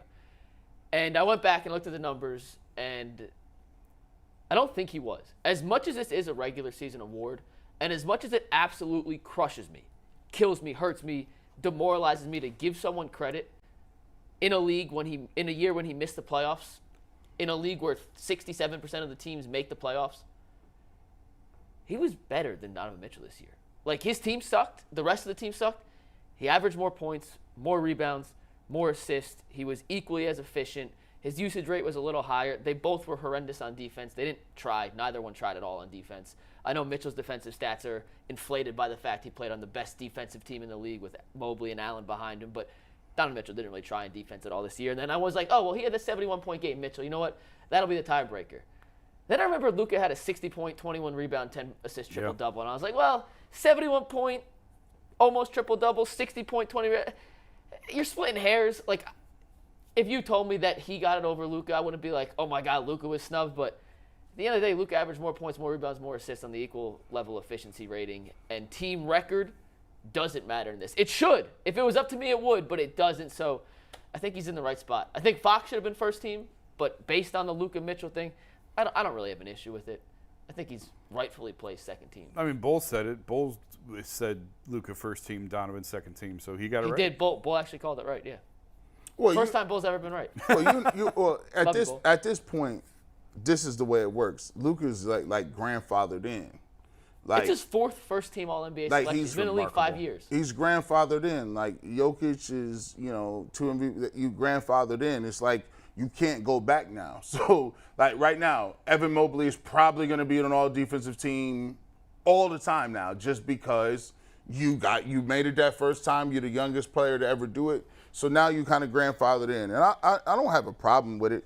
To me, man, it's just messed up. I knew this before, but dang, man, it's a difference. There's levels to it, bro. If you watch, even if you just watch the playoffs, it even diminishes these awards. Because if you ask me who the best player, I'd be arguing to tell you probably LeBron. Who's the best? Who's the best? Kevin Durant. Like, the fact that LeBron made third team at 38 years old is remarkable. It's just 20. Well, he's the first player. LeBron's going to have so many records in the record book just because of longevity, and that's not a knock on him. It's just the fact that he's played for 20 years. It's another claim. It's to another. his I greatness. think it's actually a benefit to him. Absolutely. He's in his 20th season and was just named one of the 15 best players in the league. And if he had played more games, he would have been on second or first team. Yeah. The only reason he's on third team is he missed 23 games this year, something like that. Yeah. That is the only reason he wasn't on the first or second team. What he's doing at age 38 in year 20 is effing ridiculous. Yeah, it's different. Like, and so I look. Mark said that Mobley can do 16 or get 16 and 10, and I love Mark Price, but if they want to go where they want to go at, like, their eggs are in that Evan Mobley basket, and that Evan Mobley basket has to be 23, 24, and that consistent 12. Sorry to cut you off, but like, where are those shots coming from if he's playing with Mitchell and Garland? Like, I hear you and I agree with you. I just don't think that's possible with the current team construction. Well, I don't. Well, they're not going to win then. That's fair too. Well, I think the way that you do it is sort of the way that the Cavs with LeBron and Kyrie handled Kevin. Kevin gets the first shot Every time. and no Ty matter what. made that. I think we talked about on the show during the season. Ty Lue made that sort of the rule, and everybody knew it was coming. It didn't matter because you're activating your bigs early, and you're getting him that elbow touch, and you're getting him involved, get him his first look, get him acclimated to the game. Kevin, there were games where Kevin had 8 shots in the first quarter and 4 the rest of the game, but you got him involved early, and that is how you get Evan involved early. Is you make a point of emphasis, especially first possession down, first play down, the touch is going to 4. Well, or here's what I like to do. If the Cavs want to get to where they're going, I really believe that, like, I heard Draymond Green say something, and Draymond Green was talking about how, younger players that come in, they think about their own game, right? They think about what I need to do, how I need to do it. He said, but the philosophy with the Golden State Warriors is when young players like Jordan Poole or even other guys like that come in, or Wiggins, we preach, hey, this is where Clay liked the ball. Mm-hmm. Hey, this is where Steph liked it on the pick and roll. What ways can I get it to him? How we going to push? These are the areas, right? And he said, for a lot of young players, it takes time to understand. Why would you do that? He said, because if you can get the ball to them in their spots that they like, that sets up the offense. Everything we do comes off of that. So that is a philosophy that the organization is preaching. So at some point you have to sit down, and I would think it would be JB and whoever in the front office sitting down with Darius and Mitchell saying, look, this guy right here is the key. We ain't got no money to get nothing else. Ain't no savior coming.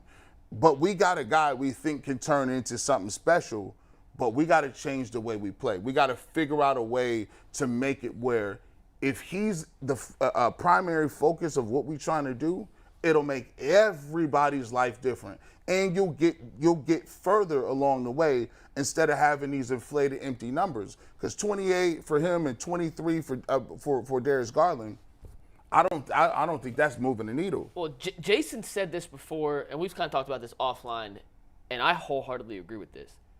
The Cavs, as currently constructed, are at their best, can reach their highest potential if Donovan Mitchell isn't scoring 28, 29, 30 points a game. They are better if he is, in my opinion, have a higher potential if he's scoring 22, 23 points a game, and that 4.4 assists goes to 6.5 assists, 7 assists.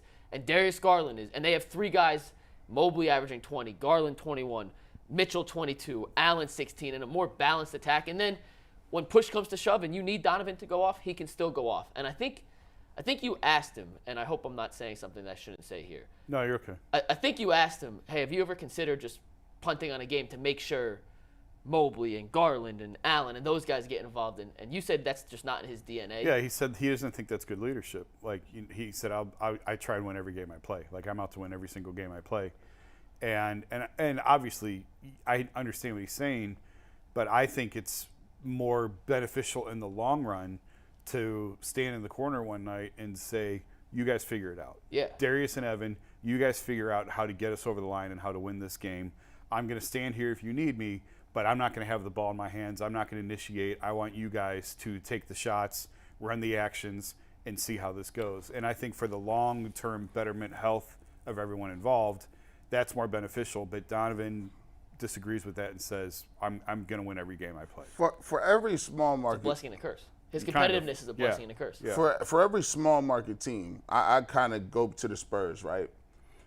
Tim Duncan was the best player on that team for a long period of time, right? 13 years, he was the best player on that team. But then at one point in time, he had to say Tony Parker is that guy. Mm-hmm. And then after he got to Tony Parker, what really extended their career was they got Kawhi Leonard. Yep. And you look at those games they played against the Miami Heat, Jason. It was the Kawhi Leonard coming out party that really extended and was able to get the Spurs over the hump, because now they had a guy who was not just going to be a defensive guy. You had to guard Kawhi Leonard, and that really opened it up for people. They really, in my opinion, started the small ball movement. In those finals, they put Kawhi at the 4. And Duncan was, at that point, like 206 pounds, soaking wet with rocks in his pocket, playing center, and he could barely move, but he was Tim Duncan, so he got the benefit. You're right, though. Yeah, I think the Spurs really started what we see, and I know the Warriors get a lot of credit with the death lineup and Draymond at the 5 and shooters all over the floor. But when the Spurs used Kawhi at the 4 in those finals, I remember thinking, like, wow, this feels like a new era is beginning. You mentioned the Warriors, and I'm going to bring this back to LeBron real quick. Did you see the breakdown? Did you hear LeBron answer the question at the end of Game 4, not last night, Game 4, where the Lakers won, and he got the steal in the last possession. Draymond turned it over. Did you hear him talk about that play defensively? I didn't. I wish we had the video. Tagboard's not working? No, we're stuck on Miles Straw stats. Sorry. Now you know how frustrating it is, right? Now on this side, right? I sent it to both of them. I'll send it to you guys to watch. Right. I'll tweet it out. ESPN put it on Instagram this morning. The Warriors ran the same exact play that LeBron got the steal on in Game 4 of the 2018 Finals. That play, from like I said, I played D3 basketball, so I'm not saying, but it's a effing genius play. Steve, it's so difficult. You need the right play. You need a Draymond to be able to fake a handoff, whip it to the corner. You need a shooting guard like Clay who can catch and shoot on the fly, moving directly to the baseline. I didn't hear him talk about it, but I know what you're talking about because he called the switch. He right? called the switch. Yep. He remembered, and Clay missed the shot in the finals. The play, it works. He's got an open shot, but he missed it. It wasn't even a 3. It wasn't a dagger. It was in like the second quarter of Game 3. A random irrelevant play. Steve Kerr had that play in his back pocket for 5 years waiting to pull it out again. And LeBron James, being the basketball savant he did, and I wish we had I hate tagboard. So he knows how it's in your heart. Now I know now how you know. Best friend and my worst. I know. For him to see that develop in real time. This is not like this is real time to call the switch with Anthony Davis, to see Draymond's face that LeBron was there with the switch to cut off the pass to Clay. So Draymond, I wish I was 1/10, 1/100th as smart good at anything in my life. Anything in my life. It might be tying my shoes, it might be getting out of bed, but like 1/100th as good at anything in my life as LeBron is basketball IQ wise. It is stupid. There was a clip from this season where he was like in another team's huddle or watching the play or something, and they shield him so he couldn't see. He goes, "It's all right. I'll figure it out anyway. Like, I don't need to see it. I'll figure it out." His memory on this stuff is you guys, if you swipe both ways, this is the worst TV. I'll just talk. We'll have them watch, and you guys can live narrate. Show Jason. I saw it. So it is the so I watched for myself. And you slide one more time, and that's the current play. Okay. So that's the play in the finals, and then watch LeBron call it out in live time. It's a horn set. It's a brilliant play design by Steve Kerr. And while we're doing this, I see GC it in real time here. Listen. I'll tweet it. I promise we'll tweet it out from the show account. And he calls it. Listen, he calls it in live time. He calls it when the ball is on the opposite side of the top of the key, and they haven't even went to down screen yet. Yeah. He was just like, "Nah, he's right here. Switch over here. We're gonna slide to the corner." Like, that's just the reason. It's pure genius. That's the reason why. I don't, and we don't ever need to get into the conversation. The reason why, to me, it's not even close to he's the best player. Is first of all the longevity, the basketball IQ, and the fact that once again, when you think he's dead, he wills a bunch of guys that is not good by themselves as a individuals, but as a team put together, he just carries these dudes. LeBron wakes up with 50 wins. Carries this dude. I'll be curious to see what happens with Anthony Davis now. That series flips dramatically if Davis can't play. I know they don't think he has. I haven't seen an update. I have not seen anything that says concussion. I mean, it's only 10 a.m. on the West Coast. So, but if he's out, that changes everything drastically. If AD plays, Lakers are going to the conference finals. I've thought that all along. Lakers Suns in the conference finals only if AD plays. You know LeBron better than anybody. I'm anxious to see if AD can't play. What LeBron James shows up. Is it the LeBron I got to get 50, or is it the LeBron I trust people because I trust them when I'm at home? The one game LeBron, I think he still has the one game I could dominate every facet if I want. Well, and he may need that. And if he's got it in him and AD can't play, it has to be Game 6. Yeah. You don't want going back for a road Game 7. This is not 2016. If he does have one more gear left, and I don't know if it's age or if it's his foot. I don't know, but we may get our answer if AD can't go because he may have to have one more monster LeBron game in order to close out this series. Anthony, what's up? Yeah, guys, I actually have a final take today, and it's to remind you guys to see your favorite golf legends play in the Colleague Companies Championship, July 12th through July 16th at the famous Firestone Country Club. Fun, family-friendly events all week long featuring a new fan zone experience, free attendance for kids, and concerts every single night. There's something for everyone. Learn more at colleaguegolf.com. Well, we got 2.5 minutes left, so I want to say something real quick that if anyone has any final words. But we surpassed our 1 year. Anthony, do you have something to say? Do you actually have a final take? Yeah, after your thing. All right, let me do this real quick. We just surpassed 1 year. Our goal for next year is how do we infiltrate markets in Cleveland that we are not currently in. And I went out to dinner last night, and I met Kenzie. It was her birthday. Happy birthday, Kenzie. Happy 8th birthday.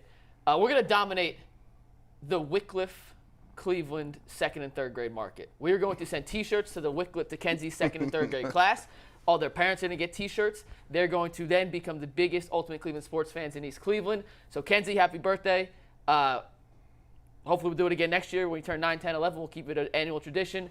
And to whoever your classmates are, if you're not watching Ultimate Cleveland Sports Show, for real, what are you doing? Why not? What's up? Anthony, what's up? Oh, yeah, I just want to give a quick shout-out to Tyler from Sandusky. I don't think he watches the show, but I saw my favorite band last night at the Agora, and I ended up having to go by myself. Everybody was busy. Tyler from Sandusky was standing next to me. Nicest guy ever, made friends, hung out for the whole first hour of the show. So shout out to you, man. It was a great interaction. Did you tell him about the show? I did tell him about the show. I hope he watches. I don't know if he's a current fan. He had never heard of it. So. All right. Well, while we're doing shout outs, I have one. Come find me Saturday at Emerald Center in Avon. My wife is doing an event for Mother's Day. If you haven't bought a gift yet, there's all kinds of vendors there. It's only $5 to get in. You can get special gifts for Mom. I'll be there all day from 9 to 3. Come hang out, talk Cavs to me, say hi if you're there. Emerald Center in Avon. All proceeds benefit Trials for Hope. It's the homeless shelter. I've talked about it before. She does some administrative work for them, and it goes to a good cause. The $5 to get in. And please come out and help support them. Find me. Let's talk Cavs, Browns, Guardians, whatever you want. I'll be there from 9 to 3 on Saturday. Shout out to my mom for Mother's Day and my sister-in-law, Mylene. Happy Mother's Day. Yeah, shout out to my mom for Mother's Day too. She's a member of the show. How about all moms? Shout out all moms. Shout out to everybody. We're a pro mom podcast. I mean, a pro mom TV show, YouTube show. I'm cooking on Sunday for Mother's Day. What? Ooh, what you I'm making? doing a brunch. Ooh. Are you Did it cook? last year too. I'm good at breakfast. Not so much. not so much the lunch side of brunch. Can you make omelets? Oh, how do I you make can your make eggs, a Jason? mean omelet. Yeah, I can make anything. Eggs Benedict, omelet, fried, So scrambled. who would have known that he was a I can do the flip on the omelet, like Okay. cook one side, flip to the Oh, breakfast at the eggs Lloyd's. Benedict, I mean, Did you just put a renovation on your French house? toast. McNuggets? No, we Can just we built get it. a hot griddle in here? No, listen, we're trying to get someone to plug these in, bro. How are we gonna get it? Happy birthday, Kenzie. We will see you on Overtime and tomorrow on the Ultimate Sports Show. Right after I pee.